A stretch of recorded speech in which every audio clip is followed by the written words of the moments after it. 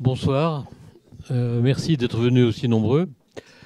J'ai évidemment, dans cette maison, pas besoin d'insister sur le caractère catastrophique de la situation dans laquelle se trouve le Moyen-Orient, le monde arabe, dans le grand chambardement dans lequel nous sommes. Grand chambardement, c'est précisément le titre du livre dont l'auteur est à côté de moi. Ce grand chambardement, je ne vais pas non plus vous le décrire parce que vous le connaissez aussi bien, et puis l'auteur va vous en parler de façon plus détaillée, mais il implique notamment le fait que nous ayons dans toute cette zone 4 pays qui connaissent des guerres, des transformations et des situations de chaos épouvantables. C'est la Syrie, l'Irak, le Yémen et la Libye.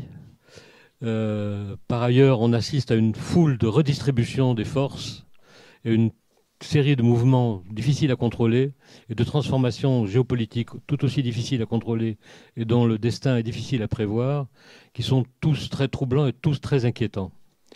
Sur le destin de cette région, nous allons en savoir plus en écoutant Yves Aubin de la Messusière, qui vient de publier ce livre. Il est spécialement armé, si j'ose dire, pour nous parler de cette situation, parce qu'il a été, comme vous le savez peut-être, ambassadeur au Tchad, en Irak, en Tunisie, en Italie, et il a aussi été directeur du département Afrique du Nord, Moyen-Orient du Quai d'Orsay, mais il a aussi été en poste dans d'autres pays arabes, au Yémen, en Syrie, au Maroc et en Égypte. Donc il a une connaissance du terrain, des hommes, des cultures, des troubles, des civilisations, et il est parfaitement placé pour évaluer devant nous l'ampleur et les risques, car ils sont assez nombreux, de ce grand chambardement. On va procéder comme d'habitude. Notre invité va parler pendant à peu près 20-25 minutes. Et puis ensuite, la parole sera à vous pour toutes les questions que vous souhaiterez lui poser. Donc je lui passe le micro en le remerciant d'être parmi nous ce soir. Bonjour. Merci René d'avoir accepté d'être le modérateur, parce que je crois qu'il faut beaucoup modérer quand il s'agit du monde arabe. Les passions souvent se déchaînent, les avis sont contradictoires. Et alors je voulais vous dire une chose, le grand chambardement, j'y ai pas fait attention, mais c'est une chanson de Guy Béard, datant de quelle année ? 1968. Voilà. Alors, c'est parce que j'avais ça dans le fond de la tête, probablement. C'est parce que c'est moi qui ai trouvé. Souvent, c'est l'éditeur qui trouve le titre. Mais là, j'ai trouvé que cela correspondait parfaitement pour parler des convulsions qui agitent le monde arabe, plus particulièrement, bien entendu, au Proche et Moyen-Orient. Et donc, ce livre s'inscrit dans une nouvelle collection de Plomb qui s'appelle Tribune du Monde. Il y a déjà 3 ouvrages qui ont été publiés. Ce sont des ouvrages qui se veulent assez concis. C'est pour ça que traiter le monde arabe en 220 pages, c'est quand même un défi, mais que j'ai essayé de relever. Donc je ne le couvre pas complètement. J'évoque des problématiques actuelles sans m'appuyer exclusivement sur l'actualité, même si l'actualité est présente. D'abord, ce serait un grand risque de ne parler que de l'actualité parce qu'elle est tellement mouvante.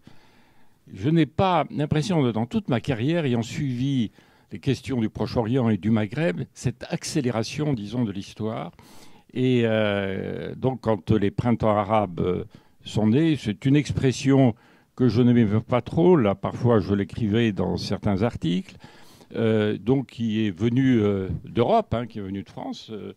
Et c'est une référence au printemps européen. Et on a parlé aussi de révolution de jasmin. Là aussi, donc ça relève plutôt d'un préjugé à l'égard de nos amis tunisiens, considérés à la fois en Europe et surtout dans les pays voisins comme étant dociles. Et voilà, donc on parlerait plutôt que de printemps, même si j'utilise, parce que maintenant, y compris au Proche-Orient, c'est ce qui peut-être s'impose, mais pour souligner qu'il s'agit bien de révolution. Et donc, pour revenir à ce qu'on appelle les printemps arabes, malgré tout, donc j'ai fait un chapitre les fondamentaux et les ressorts de ces printemps qui sont assez commun finalement. Alors bien entendu, il y a l'aspiration à plus de démocratie et un malaise très profond de la jeunesse que j'ai pu examiner moi-même avec mes collaborateurs. J'avais la chance, quand j'étais en Tunisie dans les années 2000, il y avait, vous le connaissez tous, Jean-Pierre Filiu notamment. Et donc c'est pour s'intéresser à la jeunesse. Avoir 20 ans en Tunisie, qu'est-ce que cela représente? Et on examinait aussi toutes les dérives, bien entendu autocratiques du régime de Ben Ali, et aussi le phénomène de corruption, de prédation formidable, que l'on retrouve pratiquement dans tous les pays. Alors, je commence le livre par citer Samir Kassir, que certains d'entre vous ont connu, hein. C'est certainement le cas de Leïla, moi assez peu, et qui a écrit un livre qui s'appelle Le Malheur arabe, qu'il faut relire, qui a été publié, je crois, il a été assassiné en 2005. Il a dû l'écrire quelques années avant. Il a vu beaucoup de choses. Et pour dire notamment que le mal-être est la chose la plus partagée dans le monde arabe. C'est ce que j'ai ressenti lorsque j'étais en poste en Tunisie. Le mal-être de cette jeunesse, frappée certes par le chômage, qui peut expliquer le risque de traverser la Méditerranée, mais ça allait bien au-delà. Parce que ceux qui traversaient la Méditerranée n'étaient pas uniquement des chômeurs. Et c'est un phénomène que l'on retrouve à la fois au Maghreb et au Machrek. Donc, il y a évidemment les raisons des motivations économiques, comme je le disais, le chômage, et aussi, disons, sociales, parce que souvent on dit que ce sont des révolutions, au moins dans leur début, des révolutions sociales, et donc qui ont été ces révolutions détournées, effectivement, par les mouvements islamo-conservateurs. Je dénomme islamo-conservateur pour bien faire la différence avec ce qu'on qualifie d'islamiste. Parce qu'au total, j'y reviendrai tout à l'heure, peut-être dans le débat, il y a une absence de maîtrise du vocabulaire. C'est pour ça que j'essaie d'être un peu pédagogique. Certains me l'ont fait observer pour expliquer la différence, bien entendu, qu'il y a entre islamisme, djihadisme, radicalisme et aussi salafisme. Parce que la confusion, surtout chez nos politiques, et aussi dans la presse, un peu moins, de mieux en mieux. Donc je pense qu'effectivement, on explicite. Il y a de très bons livres qui ont été publiés là à ce sujet. Et c'est important. Donc je vais essayer de donner des définitions le plus précises possible. Alors voilà, concernant ces printemps arabes, alors, bon, c'est un peu ma conclusion. Donc je vais aller vers la conclusion. On a parlé de manière un peu simpliste. On passe des printemps arabes à l'hiver islamiste. Ce sont des formules là qu'on aime bien. Et alors bien entendu, il y a beaucoup de déconvenues, parce que après la chute de Ben Ali, suivie par celle de Moubarak, avec, pour moi, qui avait bien examiné la situation en Tunisie, nous faisions, pour montrer que malgré tout, les diplomates ont vu des choses, contrairement à ce que pouvait dire notre président, enfin l'ancien président Sarkozy, ces diplomates qui n'ont rien vu venir. Eh bien, en 2004, nous faisions un télégramme diplomatique, la Tunisie en 2010. Alors bien entendu, on n'a pas vu le scénario tel qu'il s'est déroulé, mais bien entendu, nous avons vu quelles étaient les faiblesses de ce système et de ce régime. C'était l'autocratisme, c'était la corruption, c'était le mal-être de la jeunesse, c'était les questions d'éducation, l'islamisme très prégnant finalement dans la société. Déjà, les Tunisiens étaient très présents dans les différents réseaux islamistes. Et même s'il n'y a eu qu'un seul attentat, terrible quand même, c'est à Djerba en 2002 contre une synagogue, la Khariba.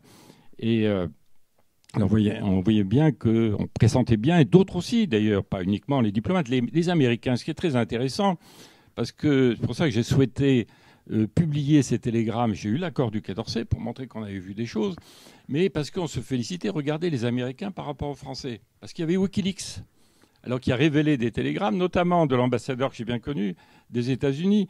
Il n'avait pas une présence extraordinaire. Donc il passait très souvent dans mon bureau et ses collaborateurs venaient voir mes collaborateurs pour partager des analyses. Et d'ailleurs, dans les télégrammes Wikileaks qui ont été publiés, j'ai retrouvé certaines de nos analyses. Voilà, donc, alors pour revenir, disons, après bon, les situations que vous connaissez, notamment au Proche-Orient, avec cette tragédie syrienne là, qui se développe notamment à Alep.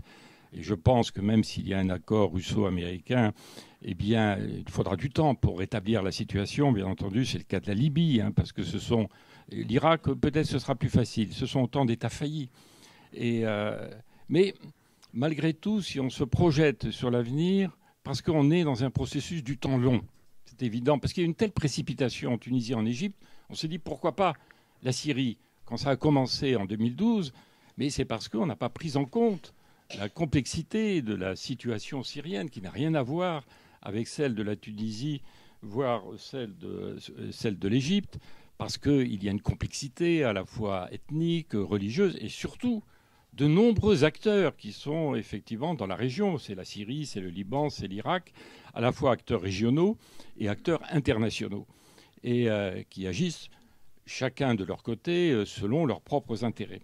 Et puis aussi, on n'a pas pris en compte la forte résilience du régime de Bachar el-Assad.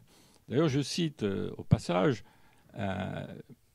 parce que maintenant, de toute façon, il y a tellement peu de secrets en diplomatie, finalement, contrairement à ce qu'on croit, et d'un entretien de Jacques Chirac, président de la République, qui est venu à Rome pour une rencontre au sommet, et rencontrant Prodi, et disant à Prodi, je t'interdis d'aller en Syrie. Prodi voulait y aller pour un peu rétablir le lien après l'assassinat d'Hariri. Et Chirac disant, de toute façon, ça ne sert à rien parce que dans les 6 mois, le régime va s'écrouler en raison même du départ forcé. C'était une initiative française, bien entendu. Il y a une résolution au Conseil de sécurité et les Syriens ont évacué le Liban. On dit là, c'est donc un affaiblissement du régime. Le régime va s'écrouler. Le régime est toujours là. Alors quand il y a eu la révolution, souvenez-vous des déclarations des politiques, à la fois aux États-Unis, aussi de notre ministre des Affaires étrangères, disant aux uns et aux autres, le régime, dans les 6 mois, va s'écrouler. 5 ans après, il est toujours là. Et même, on peut dire qu'il s'est consolidé, même si on doit dire que Bachar el-Assad n'est pas l'avenir de la Syrie. Mais ça va demander combien de temps, on ne le sait pas. On peut dire la même chose pour l'État islamique. Alors, j'aborde... oui, alors pour revenir, disons un peu directement à la conclusion, ces ressorts des printemps arabes sont toujours là. Hein, cette jeunesse. Et d'ailleurs, quelqu'un me faisait remarquer, je ne sais pas si c'est Mohamed El-Roumi qui me disait qu'il y a encore Alep, donc plutôt contrôlé par la rébellion, on le sait assez peu parce qu'il n'y a pas d'image, il y a des manifestations pratiquement tous les jours qui ressemblent aux premières manifestations, qui ne sont pas celles des 6e. Ce sont ces jeunes là, qui brandissent les drapeaux syriens et qui manifestent pour plus de démocratie, pour plus de liberté, étant bien entendu qu'ils s'en prennent surtout au régime, mais aussi indirectement, voire directement aussi donc à toutes les formations radicales. Alors il ne faut pas injurier l'avenir, ce n'est pas la fin de l'histoire, ça il n'y a pas de doute, même si c'est extrêmement difficile. Et voilà, donc c'est un peu la note d'espoir dans ce livre qui est plutôt, disons, pessimiste. Alors concernant l'État islamique, je ne vais pas le développer davantage. D'ailleurs, je vous signale qu'il y a dans cette collection le premier livre de Wassim Nasr, certains le connaissent peut-être, qui est un journaliste à France 24 et qui analyse vraiment dans le détail ce qu'est l'État islamique. Hein. Cet État islamique avec lequel on n'en a pas fini, très probablement ce que je mets dans le livre, il sera bouté des grandes villes, à Mossoul, ça demandera du temps, hein, parce qu'ils ont de grandes capacités de résistance. Et puis aussi, ils ne redoutent pas le sacrifice de leur propre personne. Et ils ont une grande... Donc, ça demandera du temps, certainement Mossoul, en espérant qu'il n'y aura pas les mêmes drames qu'à Alep. Alep, ça demandera du temps, parce que les rebelles sont toujours là, ils n'ont pas quitté. Alors, avec une imbrication telle qu'on ne sait pas qui est qui, on avance des chiffres qui sont des chiffres totalement approximatifs pour dire c'est tel groupe affilié à Al-Qaïda. On sait que, s'agissant d'Alep, l'État islamique n'est pas présent, il est peut-être présent un peu plus loin. Et alors voilà, donc le Daesh, qui sera probablement la prochaine étape, c'est Raqqa, hein, c'est un peu leur capitale politique. Là aussi, ça demandera du temps, mais ils finiront par sortir des grandes villes. Mais ce n'est pas la mort de Daesh, parce qu'ils ont une telle capacité de projection sur d'autres territoires, Alors c'est le Yémen, ils n'étaient pas présents, c'était Al-Qaïda, ils y sont, ils commettent des attentats. Et c'est même au-delà du monde arabe, c'est en Asie, bon, assez présent.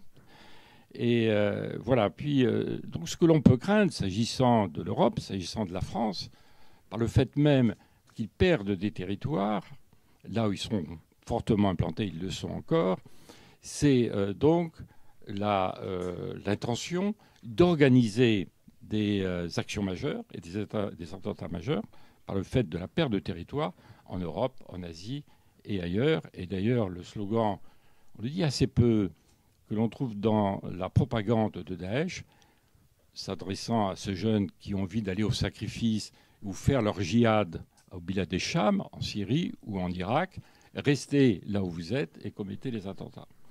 Voilà le risque que je vois parmi. Alors, s'agissant des acteurs régionaux, c'est un livre aussi, bon, j'approche un peu autour de considérations géopolitiques, parce que ça a été, après tout, mon métier, c'est le cœur du métier d'un diplomate, une réflexion pour évoquer les acteurs régionaux et internationaux. Alors, sur ce dossier de la Syrie, on a été de surprise en surprise. Qui pouvait penser, il y a 1 an, même 2 ans, que l'Arabie saoudite allait réémerger comme puissance régionale, alors qu'elle avait été plutôt distraite. Souvenez-vous, au début de la Révolution, on ne parlait que du Qatar. Et en raison de son action, à la fois militaire, source de financement, même si ce n'est pas l'État lui-même, de différentes organisations islamistes et djihadistes, probablement pas l'État islamique, mais certainement Al-Qaïda et d'autres aussi. Et puis, le Qatar qui n'avait pas les caractéristiques de la puissance. C'était évident. J'ai eu l'occasion d'écrire au ministère des Affaires étrangères, puisque à l'époque de Sarkozy, c'était le tout Qatar. On ne comptait que sur le Qatar, en ayant quand même des relations avec l'Arabie saoudite, les Émirats arabes. Mais la vraie puissance régionale dans le Golfe, donc ce qu'on appelle le Moyen-Orient, c'est bien entendu l'Arabie saoudite. Elle a toutes les caractéristiques de la puissance. Elle a d'abord le territoire, l'immense territoire, et qui borde la mer Rouge et le Golfe, on l'appelle arabo-persique, et qui a une population de 30 millions d'habitants, 20% d'allogènes, d'étrangers, donc totalement proportion inversée par rapport aux Émirats arabes unis, au Qatar et à d'autres, le Bahreïn, et avec des ressources, bien entendu, considérables. Donc, dans la situation actuelle, on pouvait s'attendre à la réémergence de l'Arabie saoudite, et ce qui est le cas depuis la succession, la disparition du roi Abdallah, donc, et la succession par le nouveau souverain, la Salman, avec le fils dont on parle beaucoup, Mohammed Ben Salman, qui est l'homme fort de la région, mais encore une fois, une Arabie saoudite qui a d'emblée créé cette coalition à coloration exclusivement sunnite avec les pays du Golfe, en allant bien au-delà de la région aussi, puisqu'elle y a associé la Jordanie, bon, qui est à proximité, certes, et aussi le Maroc, même si ce sont ces 2 monarchies plus ou moins désengagées. Et donc en créant cette coalition pour lutter contre la rébellion houthiste au Yémen. Et là, je pense que les Saoudiens sont allés beaucoup trop loin. Je connais le Yémen, pour y avoir été en poste jeune. Je l'ai examiné, notamment les houthistes. On ne les appelait pas les houthistes. Enfin, ils sont de coloration zaïdite. Un mouvement très éloigné du chiisme, et à qui je posais la question. J'avais fait une étude, donc ça remonte à il y a très longtemps. Qui êtes-vous? Il dit, nous sommes beaucoup plus proches de l'orthodoxie sunnite que du chiisme, rien à voir avec le chiisme, qu'il soit duodécimain et septimain, pas de relation particulière avec l'Iran, il n'allait pas faire le pèlerinage à Nadjaf ou Kerbela.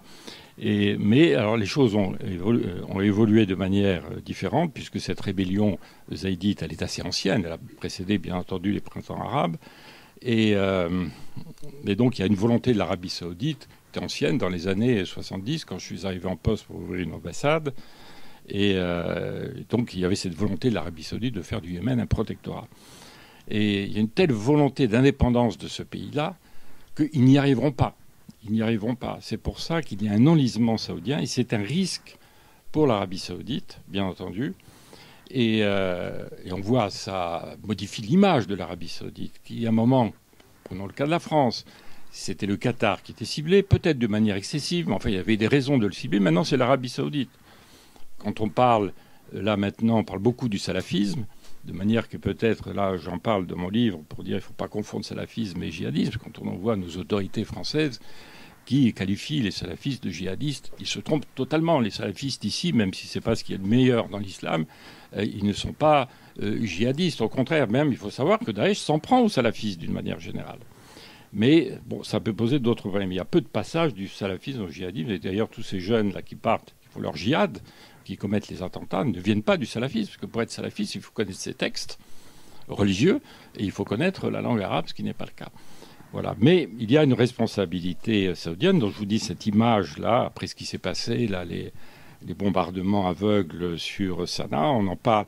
C'est à la périphérie du monde arabe, on en parle si peu. Et ce qui se passe à Sanaa, eh bien, c'est un peu ce qui se passe aussi à Alep, hein, avec une partie de la ville qui est détruite. Et aussi des milliers et des milliers de civils là, qui sont tués.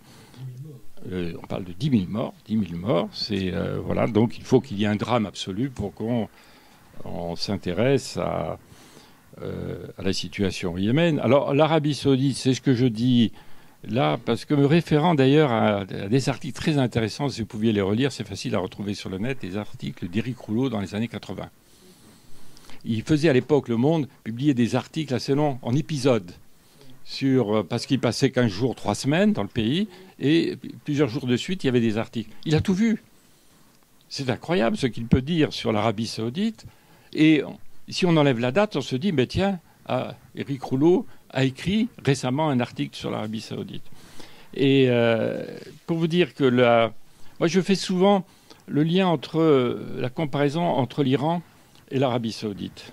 L'Iran, le régime est proprement conservateur et islamiste. Mais la différence, c'est le cas de l'Arabie saoudite, démocratie, mais la grande différence entre les deux pays, c'est la société. La société iranienne, et ça Olivier Roy le décrit assez bien, il dit que c'est sans doute dans le monde musulman l'une des sociétés les plus sécularisées. On parle de la société et pas du régime. Ce qui est le cas quand on voit c'est le dynamisme de cette société. À l'inverse, vous avez le fort conservatisme de la société saoudienne, que décrivait Éric Rouleau. Et je me souviens d'un entretien, quand il y a eu 2001, l'attentat 2001, Jacques Chirac a fait une tournée dans toute la région, donc j'étais dans l'accompagnement, puisque j'étais directeur Afrique du Nord, Moyen-Orient. Je me souviens d'un entretien avec Abdallah, qui était à l'époque prince héritier. Le roi Fahd était atteint, était très malade, donc on l'a vu uniquement pour la forme. Une conversation très intéressante où le roi Abdallah, qui est apparu à posteriori comme un réformiste, dit « Je veux réformer la société, notamment le système éducatif. Mais je n'y arrive pas parce que c'est difficile, disait-il, parce qu'on s'oppose au conservatisme, notamment des oulémas. » Et j'ai l'impression, j'aurais voulu, s'il y avait le temps, parce que de savoir comment ce que sont les manuels scolaires, qui sont ceux que j'avais pu examiner, parce qu'en 2001, quand est arrivé septembre 2001, je réunis mon équipe, j'ai dit l'Arabie saoudite, on ne connaît pas. On a très peu de spécialistes, on ne connaît pas sa société.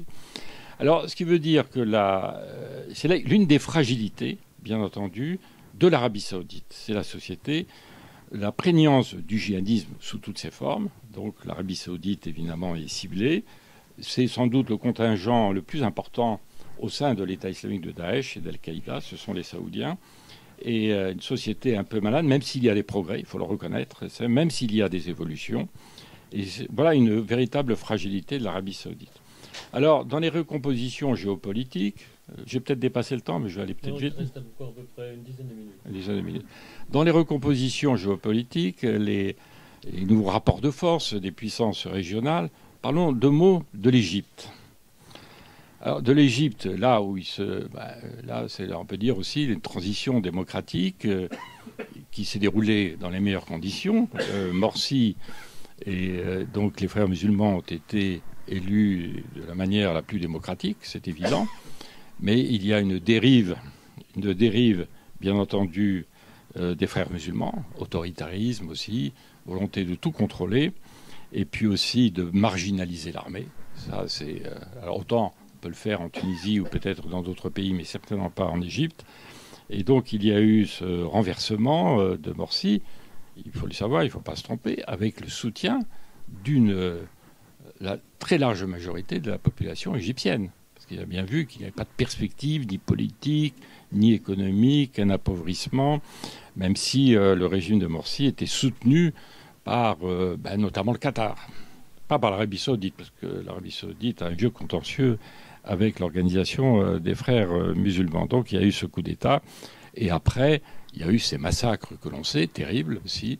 Une volonté de la part de Sisi, qu'on peut peut-être qualifier de nouveau pharaon, parce que c'est un nouveau Moubarak. Mais les contextes ont beaucoup évolué. Alors ça, c'est la situation, donc situation des droits de l'homme, donc sur lesquels peut-être souvent les diplomaties européennes, notamment françaises, ont des difficultés à s'exprimer, mais on le fait dans les conversations, bien entendu, dans les rencontres diplomatiques, même à haut niveau. Mais il était important que l'Égypte, dans l'équilibre régional, retrouve sa place, alors qu'elle avait été, au cours des dernières années Moubarak, complètement marginalisée. Parce que lorsque l'on constate que les puissances qui comptent dans la région, donc avant la chute de Moubarak, il n'y avait que des puissances non arabes. Alors c'est bien entendu Israël, c'est aussi l'Iran, malgré l'embargo, malgré toutes ces difficultés, et la Turquie. Et aussi, voilà, les trois puissances non arabes qui comptaient. Donc il est important qu'il y ait cette réémergence de l'Égypte, qui est le cas, très aidé maintenant plus par le Qatar, ou encore peut-être un petit peu, mais surtout l'Arabie saoudite, donc qui est extrêmement...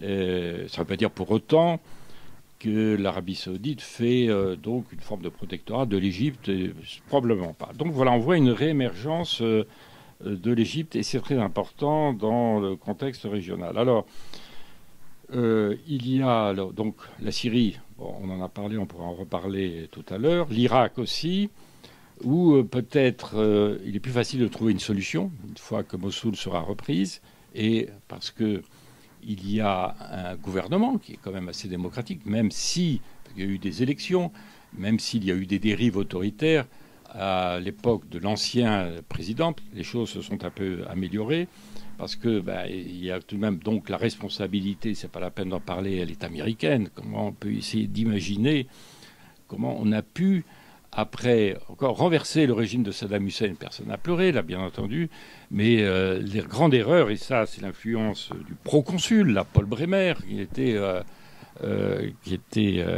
à Bagdad, après la chute de Saddam Hussein, c'est la dissolution, à la fois du parti Baas, qui aurait pu être recyclé, et de l'armée, qui a été une armée nationale, qui s'est battue peut-être pour une mauvaise cause contre l'Iran pendant des années et des années. Et c'est pour ça qu'il y a beaucoup d'anciens de l'armée de Saddam Hussein ou des services qui se sont recyclés dans le djihadisme, tout en étant... Là, je suis en désaccord avec Wassim Das. Les ayant connus, parce que j'étais ambassadeur en Irak, ils sont certainement pas islamistes. Ils sont là pour prendre une revanche, ces officiers ou soldats irakiens, et puis aussi pour défendre la communauté sunnite. Voilà, donc ça va être difficile, mais probablement, peut-être, il y a plus de perspectives, je pense, qu'en Syrie. Alors voilà, concernant les puissances régionales, là, très rapidement. Alors, pour parler des deux puissances, il devrait y en avoir trois internationales qui comptent. C'est les États-Unis.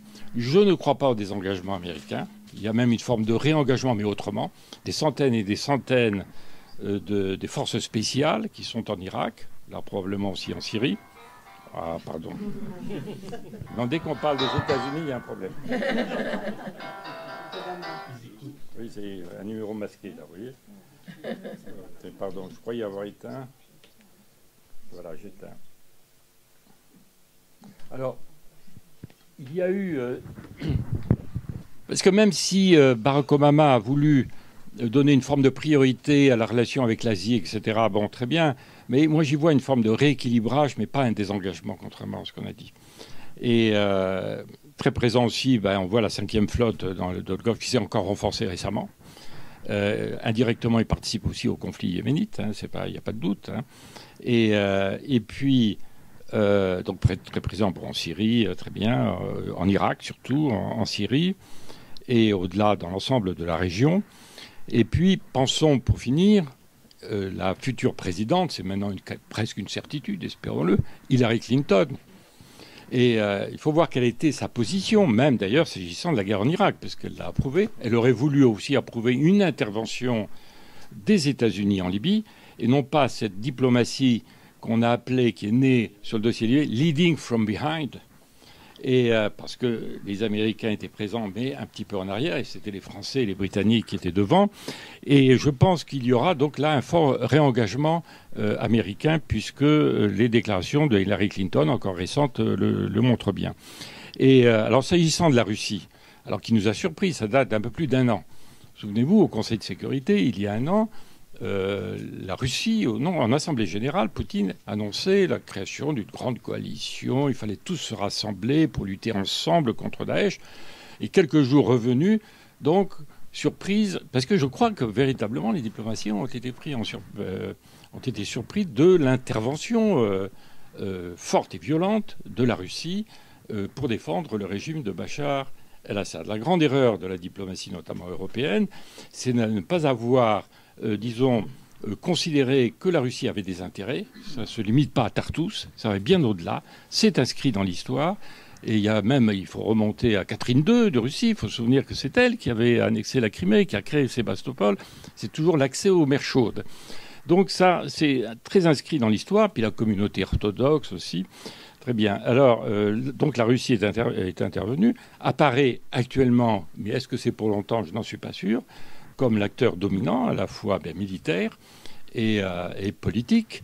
Mais sur le plan militaire, je pense que la Russie ne sera pas en mesure de tenir longtemps l'effort de guerre comme le peuvent le faire les Américains. Et c'est pour ça qu'il y a une espèce d'accélération de la part de Poutine, c'est sa volonté de permettre au régime de Bachar el-Assad de reprendre Alep. Voilà, donc il n'y arrivera pas, moi, à mon avis. La rébellion sera toujours présente. Alors voilà, une Russie qui en fait beaucoup trop et qui se trouve, il faut le dire, isolée, même si elle met son veto. Il faut le voir au dernier Conseil de sécurité. Elle avait déposé une résolution, ce qu'on oublie de dire, elle n'avait pas la majorité. Donc les Américains ou les Français n'ont pas eu besoin d'opposer leur veto, comme eux l'ont fait. La Chine, lorsqu'il y a eu la résolution, donc plutôt occidentale, elle n'a pas opposé son veto contrairement à ce qu'elle fait. Elle a, donc il montre une certaine autonomie par rapport aux Russes, puisqu'elle s'est abstenue. C'est très important. Voilà des signaux qui montrent bien un isolement de la Russie. Ben voilà, donc peut-être on pourrait poursuivre. Des questions. Merci. Merci.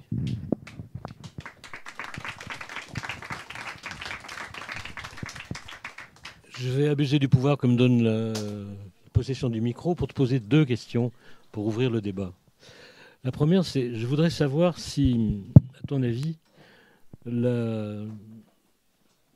l'affrontement chiite-sunnite, qui est très souvent présenté, notamment dans les médias, comme une grille d'interprétation du conflit, de l'ensemble des conflits de la région, est pertinente ou est suffisante comme explication.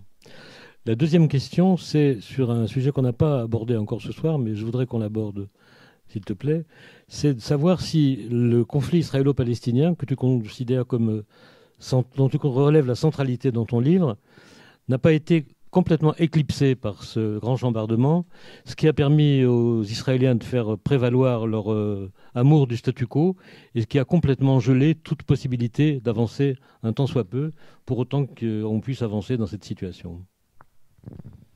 Merci.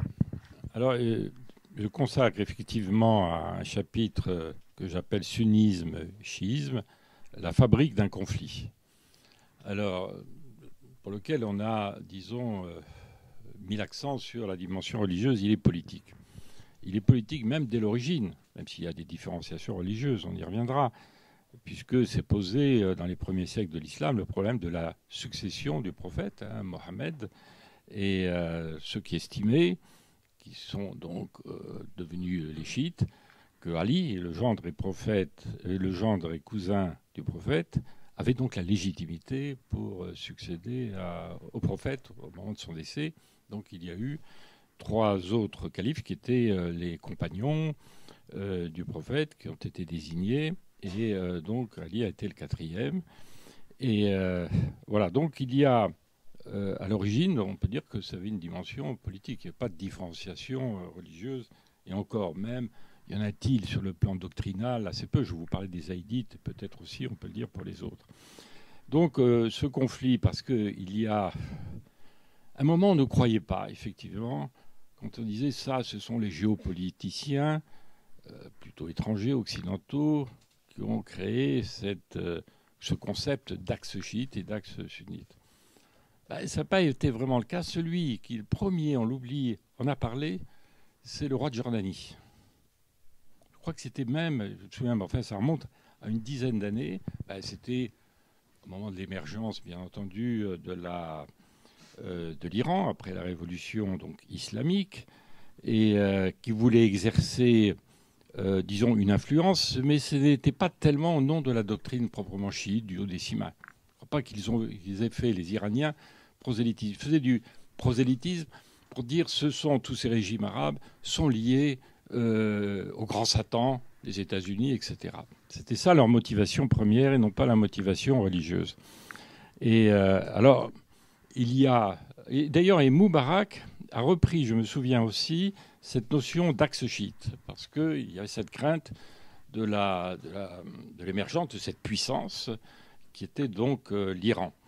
Et alors, par contre, moi, ce que je crois fondamentalement, il y a de l'initiative de l'Arabie saoudite la création véritablement, une volonté de créer un axe proprement sunnite. Je vous ai parlé de cette coalition qui rassemblait tous les pays du Golfe, avec en marge Mascate et Oman. C'est pas pour rien qu'ils sont ibadites. Ils sont ni sunnites ni chiites. C'est tout à fait autre chose. Ils restent un petit peu en marge et d'ailleurs ils peuvent faire le lien entre l'Iran, l'Arabie saoudite et les autres pays du Golfe. Mais ils y ont donc inséré, parce que c'était aussi des monarchies, mais parce qu'ils sont sunnites, la Jordanie et le Maroc, qui sont intervenus dans la coalition Yémen, et qui, à mon avis, je crois que le Maroc s'est retiré, d'après ce que je comprends, et la Jordanie est très peu présente depuis qu'il y a eu l'assassinat, dans des conditions terribles, du pilote qui a été abattu. Alors, et puis, ils ont essayé aussi, les Saoudiens, d'aller au-delà. On n'en parle pas, parce que tout ça a été, finalement, n'a pas eu de suite, de faire une grande coalition sunnite dans le monde arabo-musulman, avec tous les pays considérés comme étant sunnites, qui sont largement majoritaires, bien entendu, et au nom de la lutte commune contre le terrorisme. On n'entend plus parler de cette coalition. Moi, je me souviens la réaction qui a été la réaction des Pakistanais. Il y a eu un vote dans l'Assemblée pakistanaise parce que pour refuser de rentrer dans cette coalition très élargie. Pourquoi ? Parce que les Saoudiens faisaient passer un message en disant envoyez des soldats. Et je crois que c'était même pour aussi la coalition qui se formait aussi contre le Yémen, parce qu'ils ont besoin évidemment des pilotes socio-pakistanais. Il y en a probablement encore des pilotes pakistanais dans les pays du Golfe. En disant mais vous envoyez pour participer à cette coalition uniquement des soldats sunnites et pas chiites. Voilà, donc ils faisaient cette discrimination. Donc tout ça a été rejeté. Et d'autres pays l'ont appris par surprise, parce qu'on les avait insérés dans cette grande coalition dont on ne parle plus. Et alors, du côté de l'Iran, il n'y a pas de doute, se forme une espèce, sans parler de coalition, d'un axe, disons, mais qui est beaucoup plus limité, parce qu'il y a donc l'Iran, bon, qui est chiite, l'Irak, majorité chiite, mais j'ai comme l'impression qu'en Irak, disons, chez les chiites, ils mettraient plus en avant leur irakité que le fait qu'ils sont chiites. Alors, ça dépend des factions. Quand on voit... Je fais une petite incidence dans la bataille de Mossoul. Il y a les milices chiites. Il y a l'armée nationale où il y a, donc, ils sont majoritairement sunnites, chiites, mais il y a des sunnites. Et puis il y a les milices chiites, plus ou moins sous le contrôle des gardiens de la Révolution et des passes d'Aran, à qui on essaie d'interdire de rentrer dans Mossoul parce que, souvenez-vous, il y a quelque temps, lorsqu'ils ont pu reconquérir Fallujah, il y a eu des exactions terribles qui ont été commises par les chiites contre les sunnites. Et alors, c'est là où ça prend... Donc c'est une dimension, tout ça. Et donc, alors l'Iran a une influence, bien entendu, sur le Hezbollah, ça, il n'y a pas de doute. Même, on ne peut pas dire que ce soit une création, le Hezbollah, de l'Iran. Mais il y a un appui qui est évident. Et s'agissant des haïdites et des houthistes, maintenant, il y a eu une opportunité pour l'Iran d'exercer son influence. Maintenant, on le sait, elle n'a pas eu d'influence sur la rébellion, mais maintenant, elle en a certainement une. Et aussi, elle est là dans la défense aussi des chiites d'Arabie saoudite, qui sont assez nombreux, surtout quand il y a eu l'exécution de Cheshire el-Nimr. Là aussi, ils ont manifesté leur solidarité, alors que la communauté chiite d'Arabie saoudite n'a pas une volonté, une prétention à la dissidence. Et probablement pas. Mais leurs revendications sont des revendications plutôt sociales. Et c'est le cas aussi des chiites, aussi au Bahreïn. Bon, donc là, il y a une opportunité, mais il n'y a pas, à proprement parler, de manière structurelle, une coalition chiite. Alors j'ai l'impression que l'Arabie saoudite en fait trop. Alors juste une petite incidence sur la diplomatie française. Autant à l'époque de Nicolas Sarkozy, c'était le tout Qatar. Maintenant, c'est venu un petit peu le tout Arabie saoudite. Et le fait que le président de la République française aille à un sommet du CCEAG, à coloration sud, c'était au moment où il y avait, donc je crois que l'intervention avait déjà commencé, saoudienne au Yémen, ça donne l'impression d'une France qui s'appuie sur ce qu'on peut appeler l'axe sunnite. Alors, c'est sans doute beaucoup plus fin que ce que je dis, mais enfin, il y a au moins cette perception. Peut-être, actuellement, on en fait trop du côté, justement, de l'Arabie saoudite. Voilà, donc ça, c'était la première question. Donc, cette opposition monde sunnite, monde chiite, il y a quand même là une réalité, mais elle recouvre des questions, bien entendu, de rivalité géopolitique et géostratégique plus particulièrement. Alors concernant le conflit israélo-palestinien, effectivement, je consacre, c'est un peu une marotte, puisque j'ai écrit dans la revue de l'IREMO Confluence méditerranéenne un article sur Israël-Palestine pour rappeler effectivement sa centralité, qui est souvent contestée. Alors certes, maintenant cela n'apparaît pas comme étant la priorité du moment. On considère que c'est un conflit de basse intensité, donc on laisse Israël le régler quand il y a une intifada. Là, l'intifada des couteaux sur laquelle on pourrait revenir. Et donc il n'y a pas un risque majeur. Pour le moment, on sent très bien qu'on n'est pas près d'un nouveau conflit, disons, avec le Hamas. Probablement pas, mais il faut voir quelle est la situation à l'intérieur des territoires. Et c'est ce qu'on disait au début de l'émergence aussi des révolutions arabes, parce qu'on constatait, les éditorialistes, les diplomates, qu'il n'y avait aucun slogan anti-israélien lors des révolutions, mais bien entendu, ils s'étaient occupés à autre chose. Le slogan principal, Norid, Isqat et Nizam, nous voulons la chute du régime.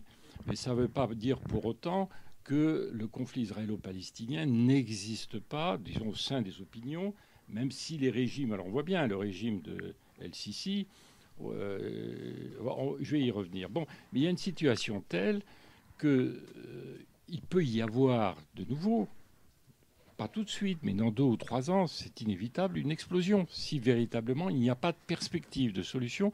Or, il n'y a pas de perspective, et on voit bien que la communauté internationale ne le souhaite pas. Alors, il y a l'initiative française, on peut se féliciter en soi le fait qu'on mette un dossier sur la table, mais bien entendu, j'ai exprimé d'emblée mon scepticisme, parce que le contexte ne s'y prête pas. D'abord parce qu'il n'y a pas de consensus européen, et parce qu'on est en période électorale aussi aux États-Unis, et puis parce qu'il y a Netanyahou qui est là dans ses certitudes, qui n'a pas envie de bouger. De temps en temps, quand on lui tord le bras, il parle d'État palestinien, mais on sait très bien qu'il ne veut pas d'État palestinien. Donc tout ça risque de revenir. Mais le problème qui est peut-être plus préoccupant pour les Palestiniens, c'est le fait que il y a un rapprochement, il faut le dire. Donc, Sisi, ce n'est pas Morsi. Donc, il y a la volonté de contrôler Gaza et de contrôler notamment aussi le Hamas. Parce qu'il y a des enjeux, il faut le voir aussi, les enjeux économiques, notamment pétroliers, plus particulièrement gaziers, sont très importants dans la région et font que tout ça peut renforcer les relations entre Israël, qui va être un exportateur. On voit bien, je crois que c'est en Jordanie, il y a perspective d'exportation du gaz israélien, parce qu'il y a des découvertes qui sont considérables, qui concernent aussi d'autres pays. Et donc, il y a aussi les questions de sécurité, là, bien entendu, qui amènent ces régimes arabes se rapprocher d'Israël. C'est le cas aussi de l'Arabie saoudite. On sait très bien qu'il y a des contacts, aussi, il n'y a pas de doute. Alors, ce qui est quand même préoccupant, on le voit, alors, c'est plutôt les services de sécurité israéliens, parce qu'il y a une grande transparence en Israël, et on en parle dans la presse, dans Haaretz notamment, qui annonce qu'il y a, y compris chez ce qu'on appelle les Palestiniens israéliens, arabes israéliens, eh bien, il y a maintenant une prégnance aussi de l'État islamique. C'est parce qu'une trentaine d'entre eux auraient rejoint les rangs djihadistes, dit-on. Alors, il y a aussi, même à Gaza, puisque le Hamas est confronté aussi, bien avant d'ailleurs l'émergence de Daesh. C'est une affaire ancienne qui date d'une dizaine d'années. Quand je suis allé à Gaza à la rencontre du Hamas, ils me disaient combien ils étaient préoccupés par la montée en puissance des djihadistes. Il y a eu des confrontations extrêmement sérieuses il y a 7-8 ans. Et là, de nouveau, ils sont certainement aussi présents, probablement aussi en Cisjordanie. Là, ça peut être aussi une préoccupation. Est-ce que... Moi, je me souviens d'un texte que j'avais pu lire il y a quelque temps dans la littérature de Daesh, de l'État islamique, dans le Dabiq, en disant, pour l'instant, la Palestine, Israël, ce n'est pas notre objectif. Pour l'instant. Mais on y reviendra. Or, j'ai l'impression qu'on en parle de plus en plus. Encore une fois, parce qu'ils sont en perte de vitesse en Syrie et en Irak ou ailleurs, ils se disent, tiens, est-ce qu'on ne va pas faire aussi une nouvelle cible? Ce sera compliqué pour toutes sortes de raisons, bien entendu, mais il y a peut-être cette perspective. Donc il faut penser dès maintenant aussi à une nouvelle perspective. Faut-il attendre l'élection d'Hillary Clinton, qui a changé? J'ai beaucoup de positions concernant Israël. Donc avant d'être élue sénatrice, c'était plutôt équilibré, mais après, quand elle est devenue sénatrice de New York, parce que le lobby est extrêmement présent, elle a changé de position. Et moi, je rêve, parce qu'il faut toujours... I have a dream. En français, c'est dire qu'après tout, peut-être que Hillary pourrait terminer le job de Bill, qui était, objectivement, pas loin forcément d'une solution, parce qu'il voulait absolument une cérémonie à la Maison-Blanche avant de quitter la présidence des États-Unis. Alors, il y a les paramètres, parce que autant... on ne voit pas les éléments d'une vraie solution de stabilisation de la Syrie, l'Irak, ce sera peut-être plus facile, de la stabilisation de la Syrie. Mais par contre, concernant la résolution du conflit israélo-palestinien, parce que souvent on dit on le fait le remonter en 1948, mais moi j'ai envie de dire qu'il remonte à 1917. Il va être centenaire. D'ailleurs, ce n'est pas pour rien que Mahmoud Abbas demande aux Britanniques de s'excuser de la déclaration Balfour. Très intéressant, le retour de l'histoire. C'est que le retour de l'histoire aussi, quand Daesh a fallu une certaine popularité au-delà des milieux islamistes, quand il a comment dit-on, contesté, quand il a détruit le poste frontière qu'on considérait de l'époque de Saxe-Picot. Enfin bon, ça datait d'un peu plus tard, mais c'est pas grave. Saxe-Picot est revenu. Donc, alors voilà, maintenant, on parle de la déclaration Balfour. C'est le retour de l'histoire. Alors voilà, donc les éléments et les paramètres, que ce soit Clinton ou Tabac ou améliorés par Genève, ils sont là objectivement. S'il y avait une forte volonté de la communauté internationale, bien entendu, ça passe par les États-Unis et aussi par l'Europe, mais qui est là, on voit bien, et même la France, il faut le reconnaître. On a connu de belles époques, mais maintenant on est beaucoup moins présent sur ce dossier comme on l'est sur l'ensemble des dossiers du Proche-Orient.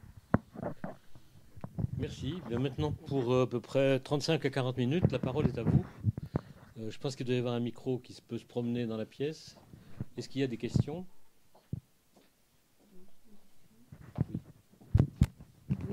Vous dites que Daesh n'a pas perdu et qu'on n'est pas prêt de s'en débarrasser, mais Daesh a quand même perdu ce rêve fou, hégémonique de conquête spatiale, voilà, qui devait lui permettre de s'installer sur tous les États de la région.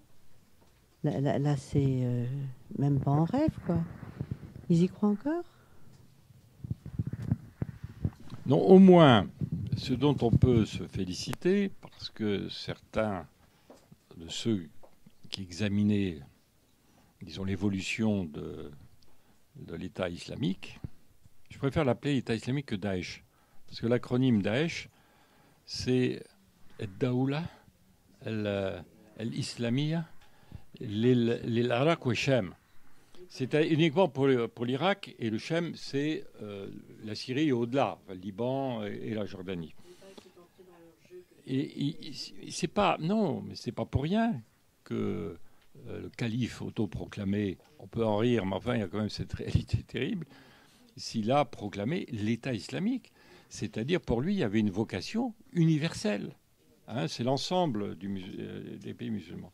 Alors, il y a eu, contrairement à Al-Qaïda, c'est ça la grande différence, c'est qu'il y a eu donc le contrôle de territoire. Très important, 8 millions d'habitants, je ne sais plus, 300 000 km², disait-on à l'époque.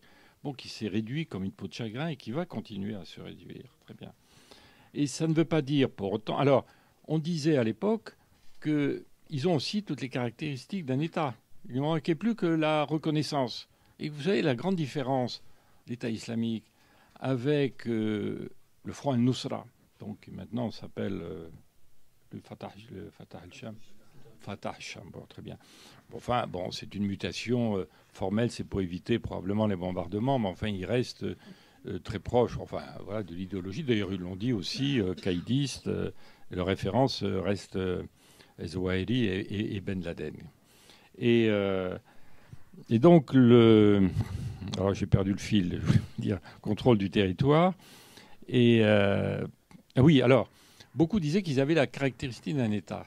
Effectivement, un territoire immense, à cheval entre la Syrie et l'Irak, une population plutôt sunnite, et donc homogène, une quasi-armée, des ressources de financement alors qui se sont aussi réduits, mais enfin, ils ont imposé une économie de guerre.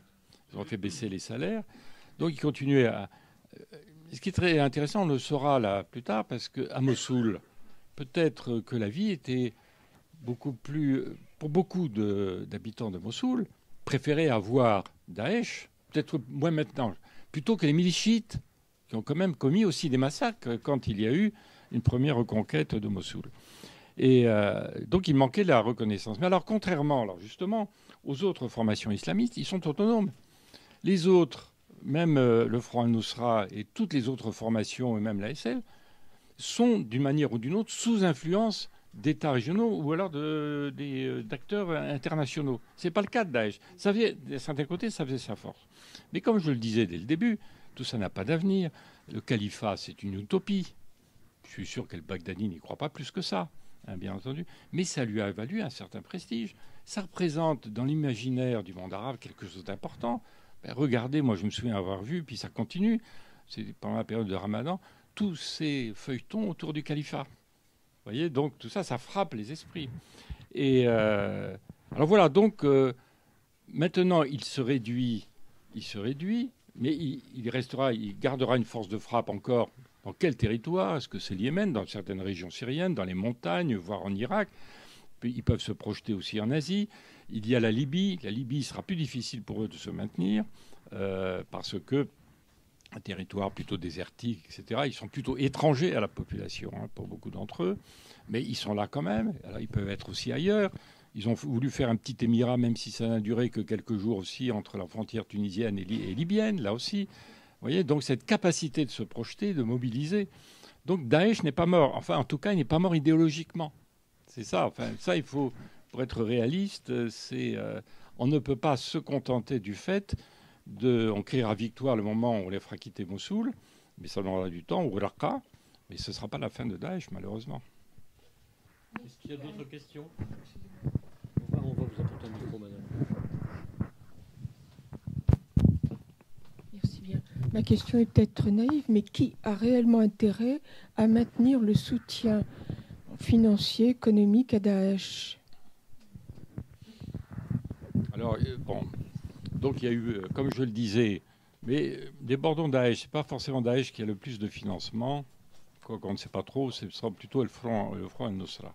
De manière très claire, le Front al-Nusra et d'autres formations qu'on appelle islamistes, modérés, tout ça. Parce que vous savez, le Front al-Nusra, de manière très claire, est caïdiste, mais il y a d'autres mouvements où il y a le mot islamia, et ça ne veut pas dire pour autant qu'ils sont islamistes. Parce que quand vous mettez islamia, vous êtes assuré d'avoir des financements. Des financements, pas forcément des États, parce que mais il y a une responsabilité des États. Il y a un État dont on ne parle pas, qui est probablement un pays dont on ne parle pas, qui est le principal financier de tous ces mouvements, c'est Koweït. Il y a une tradition. Ce sont des fondations, ce sont des personnes. Alors, c'est le cas en Arabie Saoudite, c'est le cas au Qatar, c'est le cas aussi dans d'autres pays, enfin, c'est surtout les pays du Golfe. Alors, ils y voient alors à la fois leur propre intérêt. Je ne pense pas que ce soit l'intérêt de l'Arabie Saoudite de conforter de conforter Daesh, parce que Daesh, Daesh fait de l'Arabie saoudite l'une des cibles principales.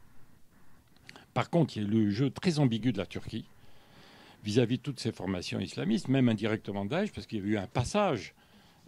Maintenant, tout ça est bien entendu sous le contrôle, parce que pour la Turquie, pour eux, et on le voit bien encore aujourd'hui, on n'a pas parlé du rôle de la Turquie, qui est important, même s'il y a eu un échec dans leur rêve d'une diplomatie néo-ottomane. À un moment, vous voyez cette influence grandir, Erdogan disant maintenant la diplomatie c'est zéro problème avec les pays de la région, il n'a eu que des problèmes. Même si ça s'est arrangé ici ou là, son obsession, c'est la création d'une autonomie kurde en Syrie. Et maintenant, en ce moment, il est en train de frapper. Donc, il y a eu une centaine de morts qui sont des Kurdes, qui, d'un autre côté, soutenus par les Américains, même si c'est un mouvement lié au PKK, qualifié de terroriste par les Américains, ça n'empêche pas les Américains de les supporter. Vous voyez, c'est un imbroglio qui fait qu'on ne voit pas de perspective, disons, de solution d'ensemble de la question syrienne. Question ici, une question là. Merci.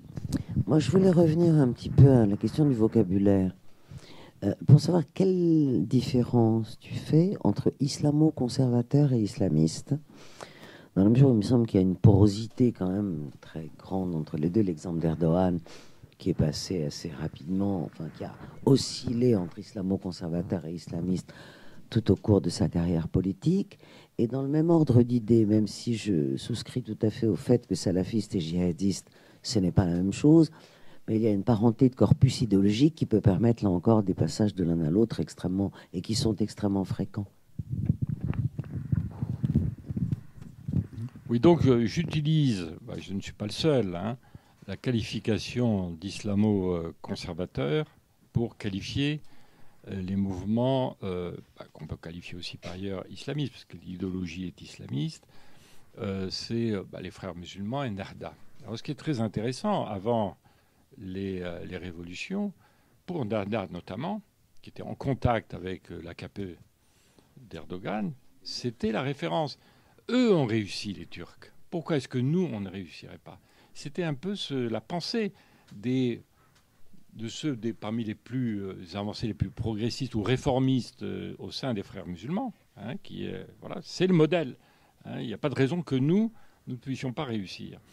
Et alors voilà, si je parle d'islamo-conservateur, tout en disant, parce que je fais un chapitre sur l'échec de l'islam politique, parce qu'il y a eu l'échec des frères musulmans, il y a eu l'échec, même s'il n'est pas total, de Ennahda, qui maintenant s'est un peu retiré, parce qu'ils ont bien vu ce qui s'est passé en Égypte. Ils pouvaient craindre aussi... Bon, alors certains disent en Tunisie, c'est la tactique, mais ils reviendront, etc. Alors qu'il y ait de la porosité, c'est évident. Donc tout ça, c'est pour faire la différence au mouvement islamiste. Parce que dès qu'on met, surtout en France, le terme islamiste, on la colle djihadiste. C'est quand même un peu différent. Voilà, c'était une manière un peu de me permettre de mieux présenter les choses quand on parle de l'échec de l'islam politique. C'est de l'échec des mouvements islamo-conservateurs à assurer le pouvoir, en quelque sorte. Et je pense que c'est durable dans le monde arabe. Là, il y a un échec partant. Moi, je pense beaucoup à ce que disait Olivier Roy, et je suis assez d'accord avec lui. Et voilà. Donc, alors, concernant la porosité, alors, effectivement,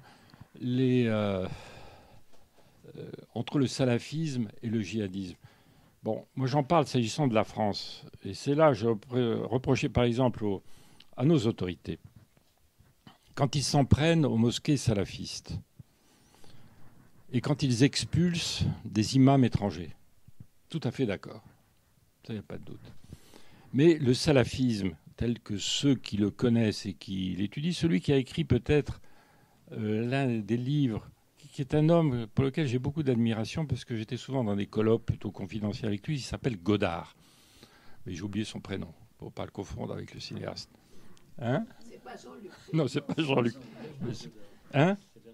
Bernard Godard, qui était un homme du ministère de l'Intérieur, donc lié probablement au service de la DST, qui a une connaissance extraordinaire de tous ces milieux salafistes et autres aussi, parce qu'il était là dans l'examen de toutes les mouvances religieuses, plutôt radicales, extrêmes, et bon, plus particulièrement, bien entendu, musulmanes.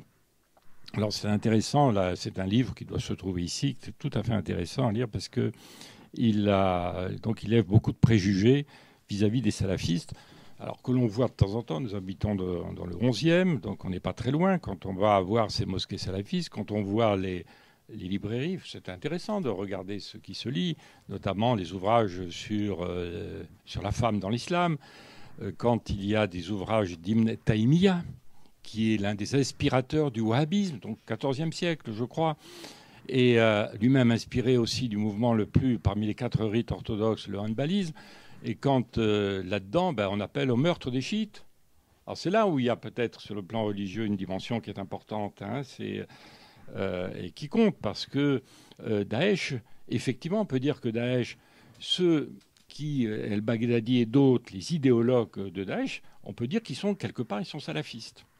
Alors pour revenir du passage du salafisme, moi je me suis intéressé parce que je trouvais qu'on disait un peu n'importe quoi, qu'il n'y avait pas la maîtrise du vocabulaire. Et bien, tous ceux qui connaissent le dossier, il y a Khosrow Kavar, aussi à lire, Farhad Khosrow Kavar, qui est donc un sociologue, qui est directeur de recherche à l'Institut des hautes études, et qui depuis longtemps est visiteur de prison et interroge ces radicaux. Ces radicaux. Aucun n'est salafiste. Ils ne connaissent pas leurs textes. Il y a une islamisation totalement de surface. Et donc les salafistes en France sont plutôt, pour la plupart d'entre eux, quiétistes. Et encore une fois, Daesh s'en prend aux salafistes, même en France, hein, dans leurs écrits, etc. Et alors, il y a probablement... Alors, ce qui est différent peut-être au Proche-Orient, il y a, et en Égypte notamment, il y a un passage du salafisme au djihadisme. Mais il y a d'autres salafistes totalement quiétistes, qui ne veulent pas rentrer vraiment en politique et qui appuient Sisi, parce que le Sisi peut dire, moi, je n'ai rien contre les islamistes, puisque le parti Nour, qui a eu, je crois, aux premières élections 20% des voix, là, c'est un parti qui compte et qui a soutenu complètement le maréchal El-Sisi dans sa répression contre l'organisation des frères musulmans. Voilà. Alors, il peut y avoir, effectivement, les choses peuvent évoluer, un passage de ce salafisme au djihadisme et au radicalisme. Mais pour l'instant, ce n'est pas, disons, la réalité au jour d'aujourd'hui. On ne peut pas qualifier tous ceux qui ont commis là, les attentats terribles le 13 novembre, ici en France et puis aussi ailleurs. Et je trouve que c'est une erreur de les qualifier de salafistes. Alors simplement, ce que je dis dans le livre, c'est toujours le petit coup de patte, là, je ne peux pas m'en empêcher, puisque le salafisme pose problème, parce que là, c'est un élément du communautarisme, ça, il n'y a pas de doute, hein, puisqu'ils vivent totalement enfermés, là, et avec un islam de l'époque du prophète. Ils croient s'habiller comme à l'époque du prophète. Ils se réfèrent à des hadiths, qu'ils soient apocryphes ou non, du prophète. Mais ce que je disais, Manuel Valls a eu, c'est à l'Assemblée nationale, je crois, où des propos très durs concernant les mosquées salafistes et le salafisme en général. Et bien qu'il aille jusqu'au bout de la logique. À qui faut-il... Qui est celui qui a propagé... Quel est le pays qui a propagé le salafisme? C'est l'Arabie saoudite. J'étais au Tchad en 1990-91 et le président Idriss Déby, une fois dans une conversation, je connaissais à peine ce que c'était, il dit, moi je suis très préoccupé, les Saoudiens qui étaient très présents ouvrent des mosquées salafistes. Et il y a ici une représentation, c'était rue Cadet, mais je crois qu'elle a déménagé maintenant, une représentation de la Ligue islamique mondiale qui propage le salafisme. Allez dans tous les... Même là récemment au Salon du Livre, vous voyez le petit salon saoudien. Allez regarder les ouvrages, c'est du salafisme. C'est ça. Donc il y a une responsabilité. C'est pour ça maintenant on a créé la fondation, dont on ne parle plus, là, à qui on a proposé, mais ce n'est pas encore concrétisé, la présidence à Chevènement.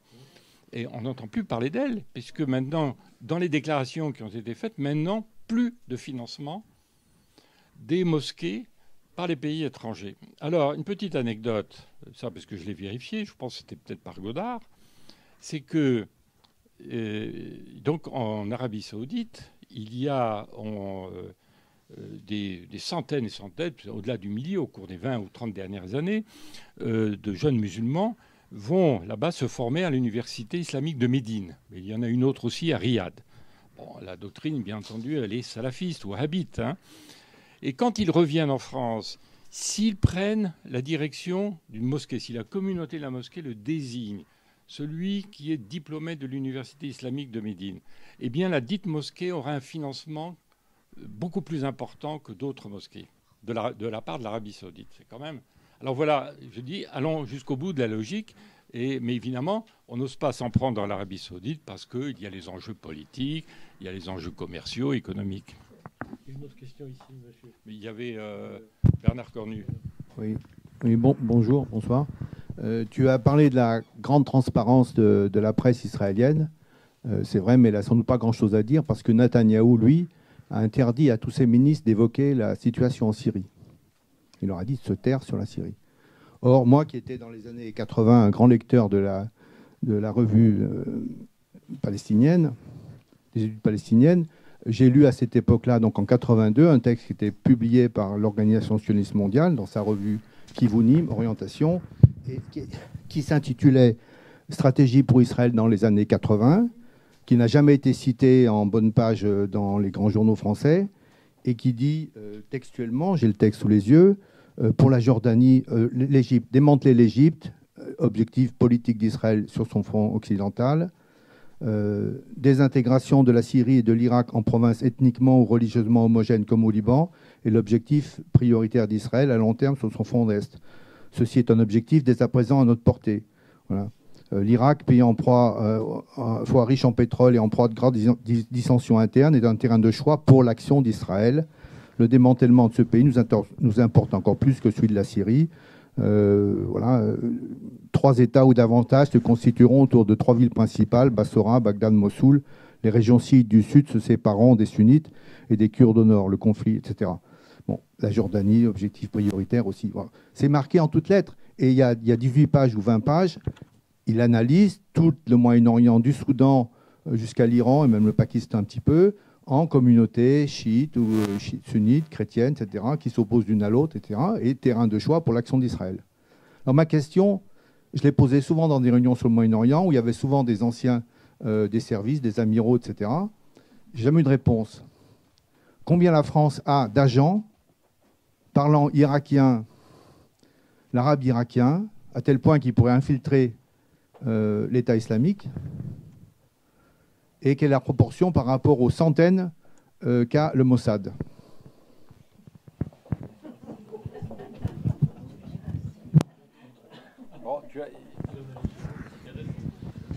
Donc tu as cité ce texte 1980, nous sommes en 2016. Enfin, laissant entendre que la volonté d'Israël démanteler tous ces pays-là, quand on voit maintenant les relations entre l'Égypte et Israël, on n'en est plus du tout là. Alors écoute, je suis désolé. Je n'ai jamais été dans les services et j'aurais pu y rentrer puisque maintenant les services sont investis par le Quai d'Orsay puisque les 3 principaux dirigeants de la DGSE sont des diplomates talentueux d'ailleurs.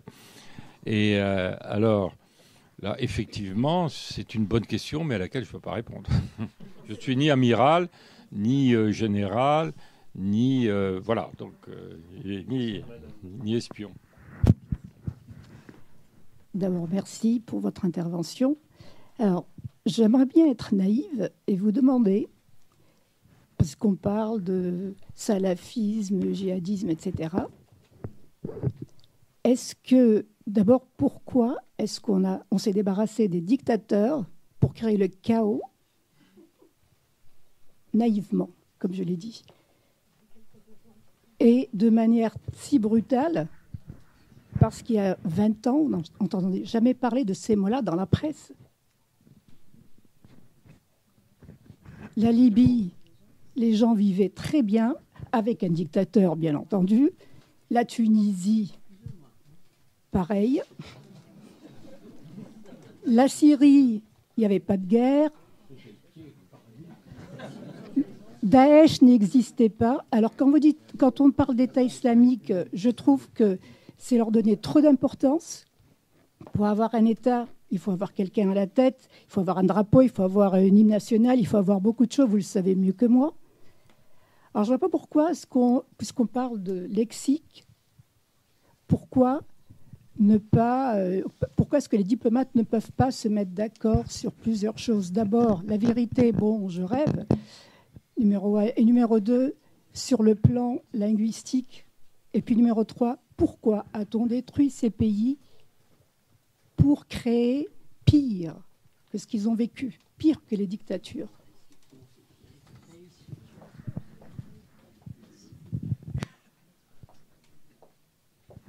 Alors quand vous dites « on s'est débarrassé », c'est quand même pour la... Attendez. Je vais être naïve parce que non, je sais pas pour les thèses de complot, rien du tout, mais... Oui, il ne faut pas tomber dans le complotisme, le grand complot... Non, oui, attendez, mais je vous réponds. Le grand complot israélo-américain, alors tout ça, bon... ben oui, mais on en parle beaucoup. Hein, et puis même, les printemps arabes... Les printemps arabes, c'est un complot israélo-américain. Ça, il y a des certitudes comme ça. Enfin, le complotisme est une forme de maladie, pas loin d'être parfois, moi je le trouve, parce que je rencontre beaucoup de gens un peu mentales, et qui se répand un peu partout, hein, et effectivement très prégnant dans le monde arabe. Quand l'Égypte, par exemple, quand il y a eu l'attentat contre cet avion dans le Sinaï avec les Russes, les 200 cas, eh bien... Comme l'Égypte n'était pas en mesure, parce que évidemment c'était la sécurité, il y a eu des faiblesses, et il y avait le tourisme, donc la presse, même la presse officieuse, enfin presque officielle, parlait de complot sioniste. Alors bon, il faut se débarrasser de ces vieilles lunes. Non, très bien. Alors on s'est débarrassé. Qui s'est débarrassé ? C'est le peuple lui-même. Et même aussi, c'est ça. Mais évidemment, non, sans ça, si vous dites que c'est pas le peuple, là, vous tombez dans le conspirationnisme.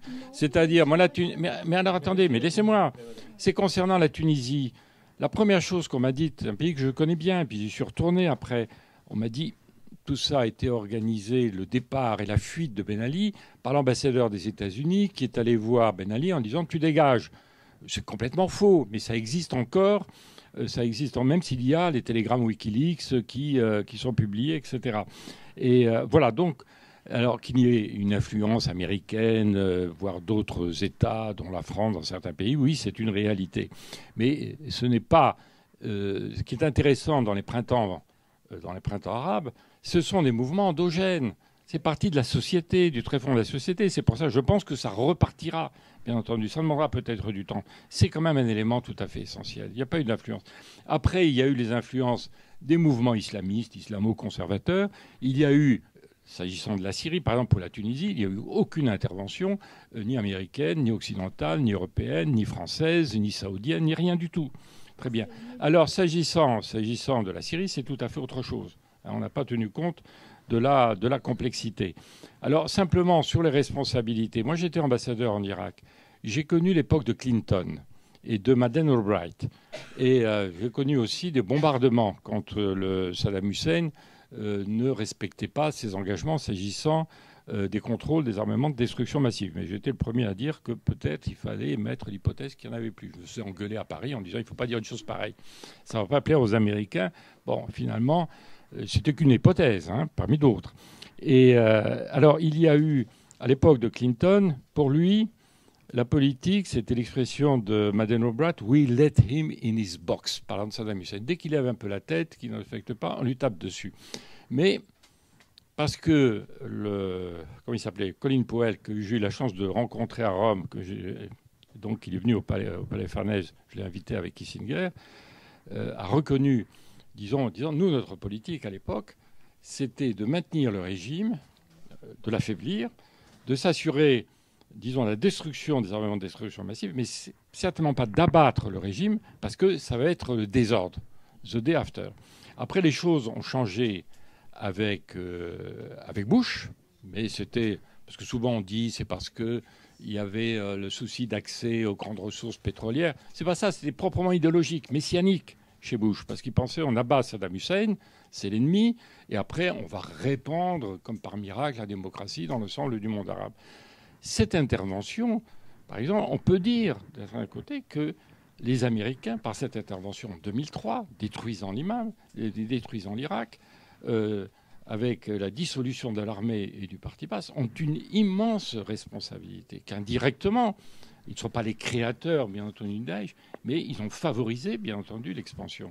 Mais contrairement à ce que vous dites, les mouvements islamistes et radicaux existent depuis les années 80.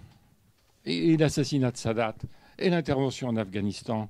Vous voyez, alors là, on peut dire qu'il y a eu aussi une aide des Américains, voire des Saoudiens, de ces mouvements islamistes qui ont lutté contre le régime communiste en Afghanistan, etc. Voilà, enfin, je crois avoir répondu. Est-ce qu'il y a une autre question, s'il vous plaît? Oui. Oui, je sais que tu as surtout discuté des pays où il y a eu des débuts de révolution, mais j'aimerais te demander si c'est possible où en est l'Algérie. L'Algérie aujourd'hui.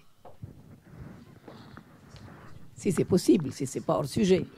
Non, c'est pas hors sujet.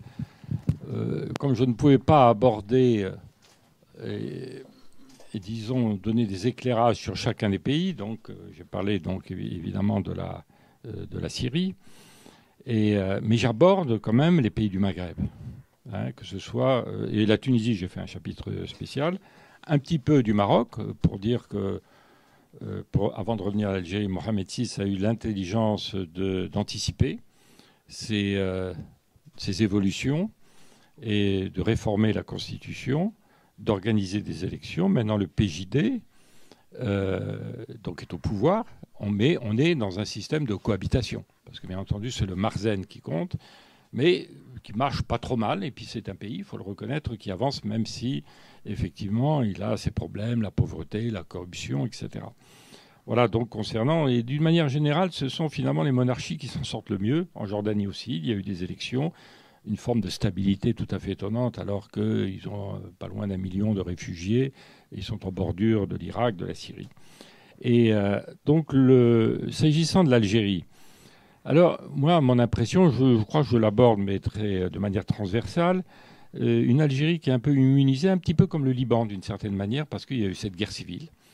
Il y a eu des débuts de protestations qui ont émergé là en Algérie, avec d'ailleurs une connotation assez régionaliste, parce que je voyais, à travers les images, on voyait même des slogans en tamazirt, c'était en langue berbère. Et donc l'Algérie a ses problèmes, ça n'y a pas de doute. On est dans l'attente depuis des années maintenant de la succession de l'après-Bouteflika. Et il y a eu, on sent que ça bouge dans les services de sécurité militaire. Je ne connais pas les détails des choses, mais je crois qu'effectivement, on peut s'en préoccuper. Se préoccuper aussi parce que le phénomène djihadiste est beaucoup moins important en Algérie. Il y a si peu d'Algériens, c'est assez étonnant d'ailleurs dans les réseaux. Pas mal de Marocains, de Tunisiens qui sont deuxième nationalité probablement après l'Arabie Saoudite. Ce n'est pas le cas de l'Algérie. Alors ils sont encore en confrontation dans certaines régions avec des mouvements djihadistes, pas forcément liés à quoi qu'il y en a un qui s'est rallié de manière un peu artificielle à l'État islamique. Mais le problème est peut-être le problème social. Et d'ailleurs, dans Libération d'aujourd'hui, parce que je l'aborde dans mon livre, il y a un article qui est intéressant pour dire que des mouvements sociaux peuvent se relancer comme ça existe depuis les années 80, d'ailleurs, très souvent. Et il paraît, un connaisseur de l'Algérie m'a expliqué que même si on n'en parle pas tous les jours, il y a des petites révoltes à caractère social dans l'ensemble de l'Algérie parce qu'il n'y a pas d'eau, parce que des problèmes d'approvisionnement, des problèmes d'environnement. Ça, c'est très intéressant. Donc, pour s'opposer à la recherche de gaz de schiste, du côté de Tamanrasset, je trouvais ça, c'est un mouvement civil dont on pourrait parler d'une manière beaucoup plus large dans le monde arabe qui se développe au Liban. Ce qui s'est passé autour des ordures, c'est un mouvement aussi, un mouvement civique, citoyen aussi important. Alors maintenant, le problème de l'Algérie, sa fragilité, c'est la baisse de la ressource pétrolière. Ça, c'est un risque énorme, c'est 90% des ressources. Voilà un pays qui n'a pas su, contrairement à d'autres, le Maroc, mais le Maroc, lui, il n'a pas de ressources pétrolières. Donc il s'est mis, alors Bernard Cornu, c'est ça, maintenant au solaire et aux énergies renouvelables. Ils sont peut-être considérés comme étant le pays le plus avancé dans ce domaine-là. L'Algérie, pas du tout. Alors, il y a eu une baisse, c'est le cas aussi de l'Arabie Saoudite, mais enfin, qui a des ressources telles et des réserves que l'Algérie a, mais qui ont un peu fondu, parce que pour acheter la paix sociale, au moment de l'émergence des printemps arabes, donc, ils ont augmenté les salaires, ils ont investi, etc. Alors maintenant, puisque, contrairement à ce qu'on a pu penser, parce que j'ai un chapitre aussi sur les questions énergétiques, parce que c'est tout à fait important, puis surtout les nouvelles découvertes gazières en Méditerranée qui peuvent changer beaucoup de choses, puisque ça concerne de la Palestine, puisqu'il y a des ressources en face de la Palestine, jusqu'au Liban, avec ou des risques de confrontation ou au contraire de rapprochement. Et je pense qu'il peut y avoir des rapprochements entre ces pays-là parce que chacun a besoin de ses ressources. Alors l'Algérie, donc là maintenant, elle risque d'être confrontée dans un climat politique, là, avec... c'est quand même un pays aussi important. Souvenez-vous, dans les années à partir des années 70, 80 et jusqu'aux années noires, l'importance de l'Algérie sur le plan, quand on parle de géopolitique, géostratégique, maintenant elle n'existe pas. Et quand on a un président qui est dans la situation là que l'on connaît, et alors là, il peut y avoir plutôt un risque de mouvements sociaux. Et je crois qu'on s'apercevra que ça n'a rien à voir avec les islamistes. Je pense qu'ils ont été vaccinés. Je pense. Enfin, mais il y a des fragilités. Merci. S'il n'y a pas d'autres questions, alors ce sera la dernière, parce que nous sommes arrivés au délai. Oui, Yves parlait du mal-être, du malaise et du malheur arabe, c'est ça? C'est le titre d'un ouvrage de Samir Kassir. D'accord, mais et enfin, qu'est-ce que vous pourriez en dire de ce malheur arabe? Est-ce que c'est finalement un peu le résultat, le fruit de tout ce qui a été dit depuis une heure là et qui en parle? Est-ce que ce sont les Arabes eux-mêmes ou est-ce que ce sont les observateurs du monde arabe? Et comment sortir du malheur ou est-ce que... Ah, comment? Non, ce que je voulais dire, alors, je cite Samir Kassir, je cite aussi des rapports qui ont été faits par le PNUD, et tout ça pour montrer, parce que j'ai essayé d'avoir le maximum de sources des pays arabes eux-mêmes. On n'a pas parlé du rapport du PNUD que j'ai eu à connaître, parce que j'étais en Tunisie, avec l'ancien ministre décédé malheureusement de l'éducation, qui était un homme extraordinaire, Mohamed Sharfi, et qui a participé. Il n'y avait que des experts arabes. Et donc, ils ont fait une analyse assez pessimiste des évolutions, les questions d'éducation, développement, la corruption, etc. Alors, moi, je vais me limiter. Samir Kassir, il est l'auteur de ce livre-là, pour montrer qu'il a vu beaucoup de choses. Et alors, je vais vous le citer. Dans un essai publié en 2004 sous le titre « Considérations sur le malheur arabe », le journaliste essayiste libanais Samir Kassir, assassiné en 2008 par le régime syrien, écrivait que le mal-être était la chose la mieux partagée dans le monde arabe. Alors, je fais une petite incidence pour dire le récent ouvrage du philosophe Marcel Gauchet, ça vaut le coup de le lire, « Comprendre le malheur français », propose une analyse assez proche s'agissant d'une France nostalgique de son passé. Alors, il y a le problème, le retour de l'histoire, la nostalgie du passé, qui frappe beaucoup les opinions, bien entendu, au-delà des milieux islamistes. Alors, lui, il dressait un tableau sombre des États dans l'impasse et des sociétés en crise, et je le cite, inaptes, estimait-il, à être les sujets de leur propre histoire. Il fondait beaucoup d'espoir dans le sursaut des sociétés civiles mondialisées. Ce relèvement qu'il appelait de ses voeux semblait se concrétiser en 2011, au moment de l'émergence du printemps arabe. Voilà. Alors donc, lisez-le et vous verrez donc... C'est même pas 30 pages. Pardon? C'est même pas 30 pages. C'est pas 30 pages, je suis sûr que vous le trouvez ici. Je ne sais même plus quel est l'éditeur. Actes Sud. Ah, c'est Actes Sud. Ah, ben voilà. Alors là, vous allez trouver. Hein. Donc lisez-le. Là, c'est une pensée assez profonde. Il y en a d'autres, hein, aussi, d'autres penseurs. Alors c'est pour ça que je cite quelques auteurs. On me fait signe qu'on a encore un peu de temps, donc s'il y a d'autres questions, je les prendrai volontiers. Mais auparavant, je voudrais en poser une, si vous permettez, qui est la suivante. À propos de la Tunisie, dans ton livre, tu présentes la Tunisie comme une espèce de cas typique, d'exemple d'une manière dont le chambardement s'est plutôt bien passé. Il s'est bien passé apparemment, d'après ce que tu dis, parce que la société tunisienne, la société civile tunisienne existe et qu'elle est forte, et que ces structures ont survécu au chambardement et qu'elles ont été très actives.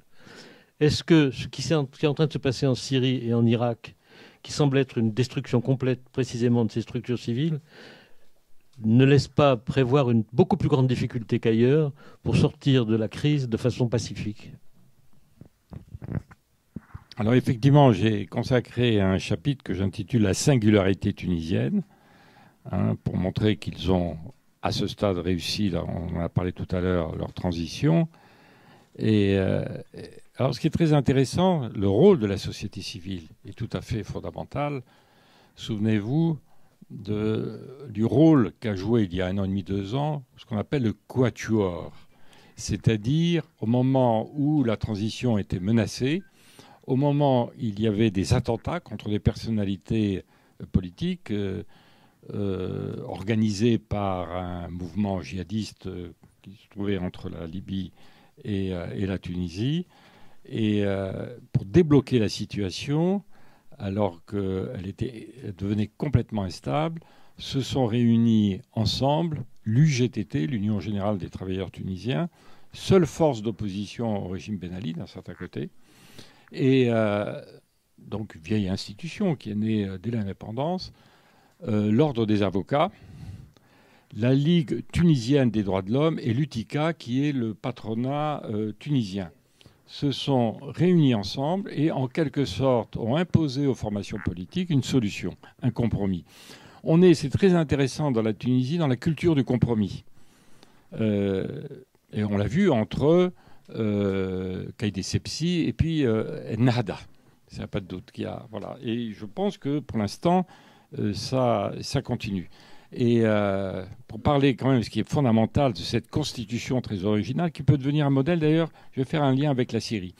La constitution tunisienne est la seule constitution qui évoque de manière explicite, d'abord on parle d'un état civil, Daoula Madaniya, alors que les islamistes voulaient qu'il y ait, comme la plupart des constitutions du monde arabe, référence à la charia, qui est donc la référence unique ou principale selon les cas, selon les constitutions, et les autres formations voulaient qu'il y ait une référence à la laïcité, en quelque sorte, une forme de laïcité. Alors c'est ni l'un ni l'autre, c'est Daoula Madaniya. Ça veut dire beaucoup de choses, c'est quand même l'État civil. D'ailleurs, ce qui est très intéressant, c'est que Narda s'est aussi transformé en formation aussi civile, en quelque sorte. Mais enfin, bon, avec beaucoup d'ambiguïté, mais enfin, c'est au moins une réalité, c'est une affirmation. Et donc, liberté de conscience. Et à mon avis, aucune constitution du monde arabe parle de liberté de conscience, parce que ça veut dire beaucoup de choses, liberté de conscience. C'est-à-dire, ça veut dire qu'on peut être d'une autre religion et on peut ne pas avoir du tout de religion. Le Maroc, s'agissant du Maroc, il en avait été question aussi de la liberté de conscience, mais finalement, il y a eu un recul parce que c'est le parti, le PJD. PJD qui s'est formellement, alors que le Palais Royal y était favorable. Voilà. Donc, culture de compromis, c'est tout à fait important. Le rôle de la société civile, souvenez-vous, s'agissant des femmes, d'ailleurs, je consacre un chapitre sur les femmes dans la Révolution aussi, parce que je pense que, alors là, je vais peut-être choquer certains, parce que je parle des mouvements plutôt, surtout s'agissant de la Tunisie, où elles ont joué un rôle fondamental. Quand il avait été question dans la constitution Narda, qui voulait introduire une ligne pour dire les femmes sont complémentaires des hommes, oh là là. Alors là, elles sont sorties dans la rue, elles ont été extrêmement violentes, et à mon avis, elles ont eu le soutien aussi de députés de Narda. Elles ne sont pas toutes... Non ? Ah, voilà qui a... Pas sur ce chapitre. Pas sur ce chapitre. Et sur d'autres. Pas sur ce chapitre. Sur ce chapitre, vraiment sur la question de la complémentarité. Narda a été assez homogène, y compris les femmes de Narda. Les femmes de Narda se sont séparées de la doxa du parti sur d'autres questions. Bon, c'est ce qu'on m'a dit. Très bien. Dont acte. Et alors voilà, le rôle des sociétés. Alors oui, pour revenir, là, justement, la Constitution, donc quand l'état civil. Il y a eu une réunion, c'est passé inaperçu, à Riyad, où s'est formée une coalition de partis. Il y avait l'armée syrienne libre, il y avait des formations islamistes, modérées plutôt, parce qu'il n'y avait ni Al-Qaïda, bien entendu, ni l'État islamique, pour former une délégation pour aller discuter à Genève. On était dans le processus de Genève. C'était il y a 1 an et demi. Ils ont préparé un document que j'ai eu l'occasion de lire. Eh bien, moi j'étais très surpris. Ils parlent de Daoula el-Madaniya. C'est quand même intéressant. Est-ce que c'est une influence directe ou indirecte tunisienne ? Bon, c'est dire, parce qu'on est, plusieurs formations, on trouve, c'est le compromis en quelque sorte. Bon, c'est intéressant. Mais il y avait une autre question là, dans la question. La question, c'est est-ce que ce qui se passe en Irak et en Syrie ne présage pas de très mauvaises possibilités d'arriver en raison de l'imbrication des forces et surtout des interventions à la fois des pays, des acteurs régionaux et internationaux, c'est ce qui rend beaucoup plus difficile une solution. Mais la société civile Et parlant de la Syrie, comment il s'appelle le numéro 2 du Hamas Le numéro du Hamas, tu peux dire... Non, non. Mash'al. Non, je n'ai pas rencontré. Ismail Haniyeh. Alors, Ismail Haniyeh. Ismail Haniyeh, donc idéologue, et qui connaît, parce que je suis allé à la rencontre du Hamas en 2008 et 2009, à la demande de Kouchner, pour les connaître, pour les étudier. Et lui, il a une grande connaissance de l'ensemble des mouvements islamistes. Il m'a fait un tableau. Enfin, on était là aussi, il y avait des Américains. C'est pas tout seul, il y a des Britanniques. Et il a parlé en disant, voilà, nous, l'Égypte, ça, les frères musulmans, le moment venu, prendre le pouvoir. Il a parlé de la Jordanie, bon, c'est pas le cas. Il a parlé de la Tunisie. Il y avait déjà Narda, c'était le début des révolutions. Il m'a dit, le problème, alors je lui ai dit, et la Syrie. Ah, le problème de la Syrie, c'est que les mouvances islamistes ne sont pas très fortes. Il y avait un parti islamiste aussi qui existe déjà depuis pas mal d'années. Mais parce que, me disait-il, c'est un pays qui est sécularisé. Même parce que Mohamed El-Roumi est syrien. Les frères musulmans, ils ont déclaré, ils sont pour un Daoula Madani. Et bien voilà. Même les frères musulmans. Voilà, c'est pour ça qu'on le retrouve là maintenant.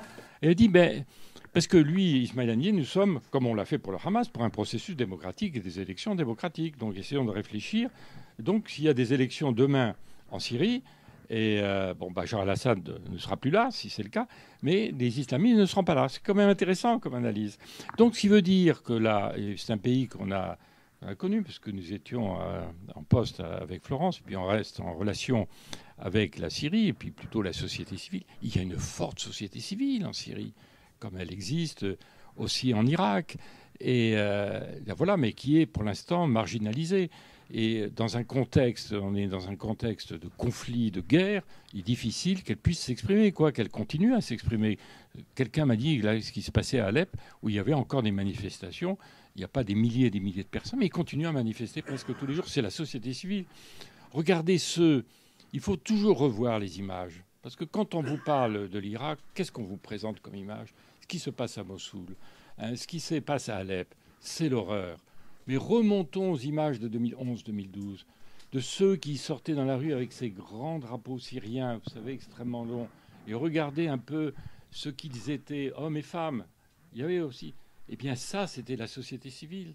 Et qui finalement, puisqu'il y a une militarisation, et ça c'est la responsabilité aussi de l'Occident, de l'Europe en particulier, puisque aussitôt il y a eu la répression extrêmement dure, et donc ils ne sont plus sortis. Et beaucoup de ces jeunes sont rentrés, même s'ils n'étaient pas islamistes, dans des mouvances islamistes. Et pourquoi est-ce qu'ils rentrent plutôt que l'armée syrienne libre?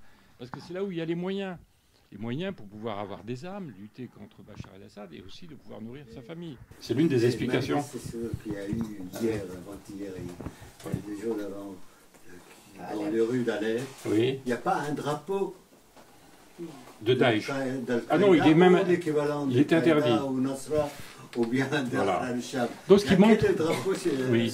Donc, il montre bien qu'elle existe. Mais elle a des difficultés, évidemment, dans ce contexte, à s'exprimer. Elle existe un peu partout dans le monde arabe. Comme je le disais, il y a des mouvements citoyens qui se développent. Et voilà. Donc, attendons la suite. D'autres questions, puisqu'on a encore du temps, monsieur?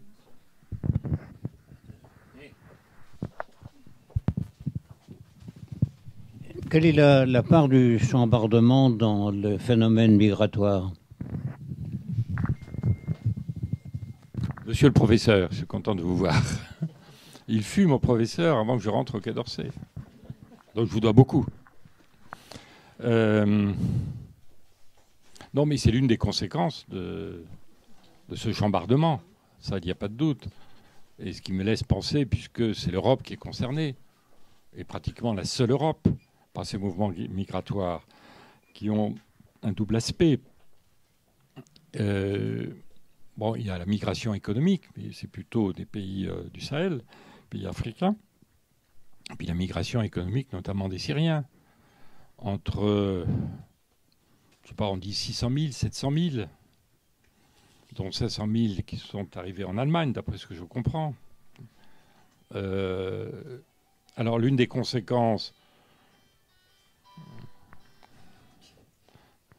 l'une des conséquences, là, effectivement, elle est là, avec effectivement une non-politique européenne, encore une fois, division, ceux qui se protègent, notamment les pays de l'ex-Union soviétique. La France n'a pas été d'une grande générosité, même si elle a accepté, mais regardez par rapport à l'Allemagne. Alors ça pose un problème, ça peut poser un problème, on peut le comprendre en Europe, au moins dans l'immédiat. Mais je crois que s'agissant de ce que moi je connais des Syriens comme des Libanais, il y aura une grande capacité d'intégration. Ce sont souvent, on voit bien que ce ne sont pas des miséreux, ça n'a rien à voir avec la migration économique. Regardez leur manière d'être habillés quand ils arrivent là au péril de leur vie, parce que beaucoup ont disparu. Et malheureusement, pour l'avenir, sans espoir de retour, ils vont s'intégrer, parce qu'ils recherchent la scolarisation des enfants, parce que le drame que je souligne, parce qu'on n'en parle pas souvent, mais c'est le drame pour la scolarisation des enfants, pour ceux qui sont restés en Syrie, ceux qui sont dans les différents camps, beaucoup ne sont pas du tout scolarisés, et ceux qui sont sous le contrôle de Daesh, très intéressant, ce sont des manuels scolaires wahhabites qui viennent d'Arabie Saoudite, qui le recyclent.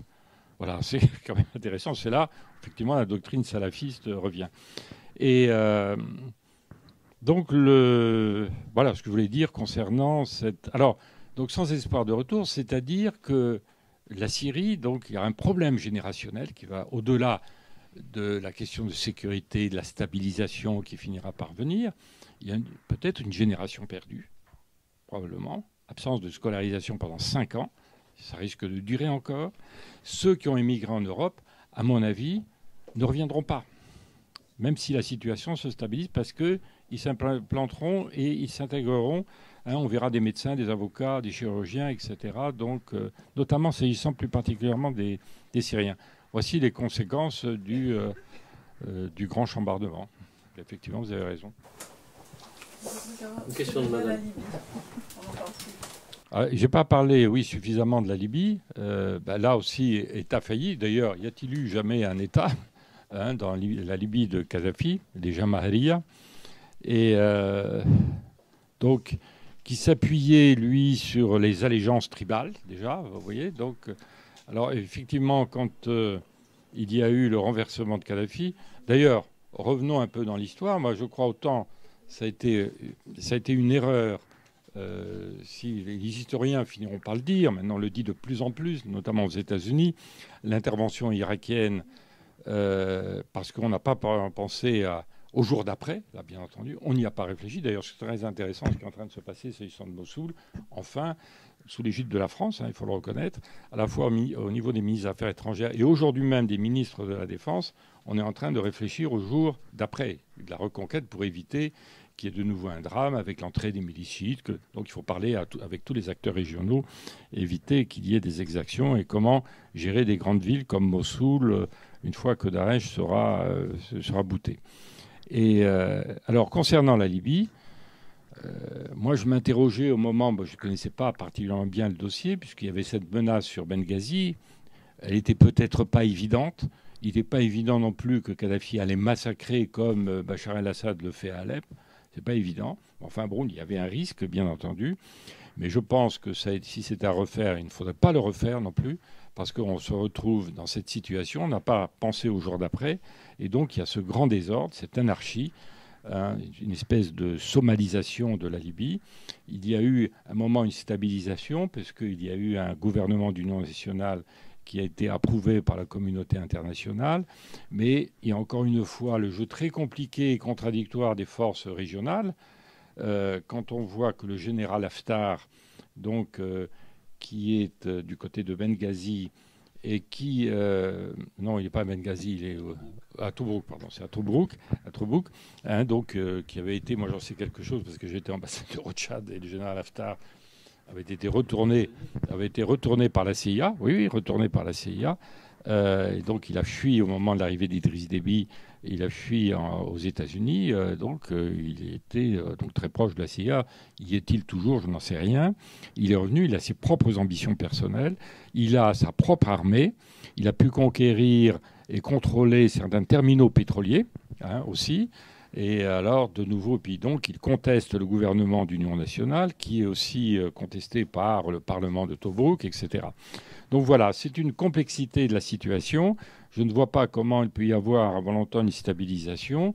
Peut-être faut-il penser pour l'avenir, rien n'empêche de penser à l'avenir. C'est un pays immense, je ne sais pas combien de milliers de kilomètres entre la frontière de la Libye du côté de l'Égypte, du côté de la Tunisie. Il faut se souvenir de l'histoire de ce pays à l'époque de la colonisation italienne. Et il y avait donc une séparation assez claire entre la Cyrénaïque et la Tripolitaine. Et à l'époque, au début de la monarchie Sénoussi, dans les années 50, 54 par là, 1954, eh bien, il y avait effectivement c'était une sorte de confédération. Et après, avant même la révolution de Kadhafi en 1969, avant même la révolution, le roi Idriss en a fait un État unitaire. Voilà. Il y a une personnalité propre libyenne, cyrénaïque, et aussi en tripolitaine. Et alors peut-être faudrait-il... Là, on voit bien d'ailleurs, peut-être que le général Haftar s'appuie-t-il plutôt sur des forces dans la région, probablement de Cyrénaïque. Je crois qu'il doit être originaire certainement de cette région. Donc il y a des forces contradictoires. Daesh est toujours là, même s'il a été effectivement quasiment éliminé de ses positions. Et puis, mais il y a d'autres forces islamistes dont on ne sait pas. Alors, concernant le général Haftar et le jeu très trouble des puissances régionales, totalement soutenu par l'Égypte, qui a son propre jeu, parce que c'est à proximité de l'Égypte, bien entendu, et aussi des Émirats arabes unis, donc qui le soutiennent dans les actions qu'il peut mener. Donc voilà, je ne vois pas une stabilisation avant longtemps dans un pays qui pose un problème pour justement la petite Tunisie, puisque peut-être moins maintenant, parce que je crois qu'ils arrivent, et soutenus par les Occidentaux, à contrôler davantage leurs frontières pour passer, parce qu'en Libye, là, il doit y avoir des centaines et des centaines, peut-être au-delà, de djihadistes tunisiens. Donc, est-ce qu'ils ont une envie de retour? Donc, c'est une menace objective pour la stabilisation de la Tunisie. Pour ce qui concerne la Libye, si vous vous intéressez à ce pays, il y a un document qui vient d'être rendu public il n'y a pas très très longtemps, il y a quelques semaines. C'est le rapport de la commission d'enquête britannique sur le déclenchement de l'opération internationale en Libye. Il est absolument accablant, et pour le gouvernement britannique et pour le nôtre, parce qu'il établit notamment que la fameuse histoire de Benghazi, dont Sarkozy s'était prévalu pour expliquer qu'il fallait immédiatement intervenir et bombarder, en expliquant qu'il y avait une colonne d'à peu près... c'était pratiquement Guderian qui arrivait sur Benghazi. En fait, c'était quelques dizaines de chars, peut-être une vingtaine, et pas plus de 2000 hommes, et que cette colonne n'était absolument pas en posture de détruire Benghazi, qui était une ville de 800 000 habitants, avec des milices qui étaient déjà assez bien organisées, qui travaillaient ensemble depuis déjà plusieurs semaines, voire plusieurs mois. Il n'y avait aucune chance que ça se passe. Donc ça a été une intoxication absolue, du début à la fin, sur laquelle notre Parlement, à nous, n'a jamais voulu enquêter, en dépit de la sollicitation d'un député socialiste qui avait demandé au gouvernement créer une commission d'enquête sur la Libye. Elle a été refusée. Les Britanniques ont été plus courageux que nous et leur rapport est absolument terrible. Vous pouvez le trouver sur Internet. Il y a une dernière question, peut-être? Oui, je vais dire, par rapport à ce qu'on a dit tout à l'heure, aux États-Unis, il y a le document qui s'appelle PNAC, Project for a New American Century, qui est très explicite pour dire qu'ils veulent renverser, c'était les néocons, ils veulent renverser, faire des changements de régime dans 8 pays, y compris Syrie, Irak, Somalie, Soudan, etc. Donc c'est explicite, c'est pas parler de théorie du complot, c'est documenté, vous le trouvez sur Internet. Alors, le PNAC, depuis qu'un avocat de San Francisco américain, qui s'appelle Comarlo, son bureau, a cité ce document dans les annexes de sa plaidoirie, ça a été supprimé du site du PNAC.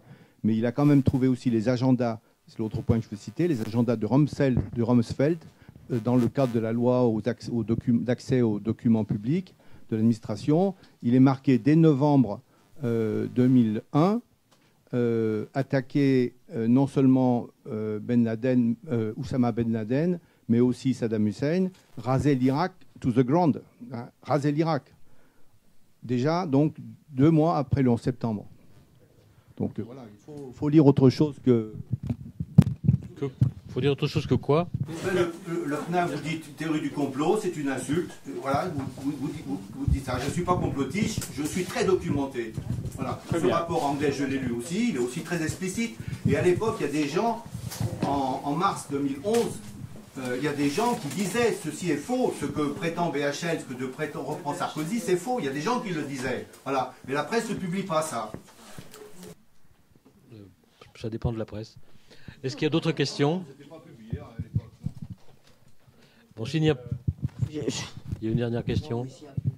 Si, il y a encore le temps d'une question. Non, je voulais revenir sur la question de la Dawla Madaniya, parce que si on fait la généalogie de ce terme, enfin, tout le monde s'extasie, ou beaucoup de gens s'extasient sur le fait que les islamistes acceptent la Dawla Madaniya. Mais si on fait la généalogie de ce terme, ce sont les frères musulmans égyptiens qui l'ont employé au départ contre la Dawla Askariya. Ça n'avait rien à voir avec la religion. Et donc, c'était pour se poser en opposition avec la Dawla Askariya, c'est-à-dire l'État civil contre l'État militaire. Et au début, donc, les islamistes n'ont jamais été contre. Et en fait, surtout pour l'islam sunnite qui n'a pas de clergé, il ne peut pas y avoir de Dawla Diniya d'une certaine façon, comme ça peut être le cas en Iran, c'est-à-dire théocratique. Et cela, l'acceptation très aisée par les islamistes de ce concept d'État civil est qu'ils ne voient aucun inconvénient à ce que l'État soit dirigé par des personnalités civiles, ce qui n'a rien à voir avec l'idéologie dont il pourrait être porteur. Il peut être parfaitement porteur des valeurs de l'islam politique tout en étant gouverné par des civils. Et donc c'est une acception extrêmement étroite du terme de Dawla Madaniya qu'ils ont accepté. Donc je crois qu'il faut faire attention à pas forcément tomber dans le panneau de leurs acceptations et de leurs refus non plus. Ouais, ce qui est quand même essentiel, ce qui rejoint le Dawla al-Madaniya, c'est qu'il n'y a pas de référence, c'est-à-dire c'est la seule constitution, à mon avis, du monde arabe. Il peut y avoir Dawla Madaniya avec Sharia dans la constitution. Oui, non, mais il n'y a pas Sharia dans la constitution. Non, il n'y a jamais eu dans la constitution tunisienne. Mais dans les autres constitutions arabes. Mais Narda voulait ça au début. Donc on est encore une fois, on a trouvé le compromis. Oui, donc voilà. Et puis le concept de Dawla Madaniya peut évoluer aussi. Voilà. Simplement une question de prudence. Voilà, s'il n'y a pas d'autres questions, je vais clore la séance. Cette fois, c'est une vraie sortie, pas une fausse sortie tout à l'heure, comme pour les stars du showbiz. Merci de votre participation et merci d'être venus aussi nombreux. Au revoir, à la prochaine fois.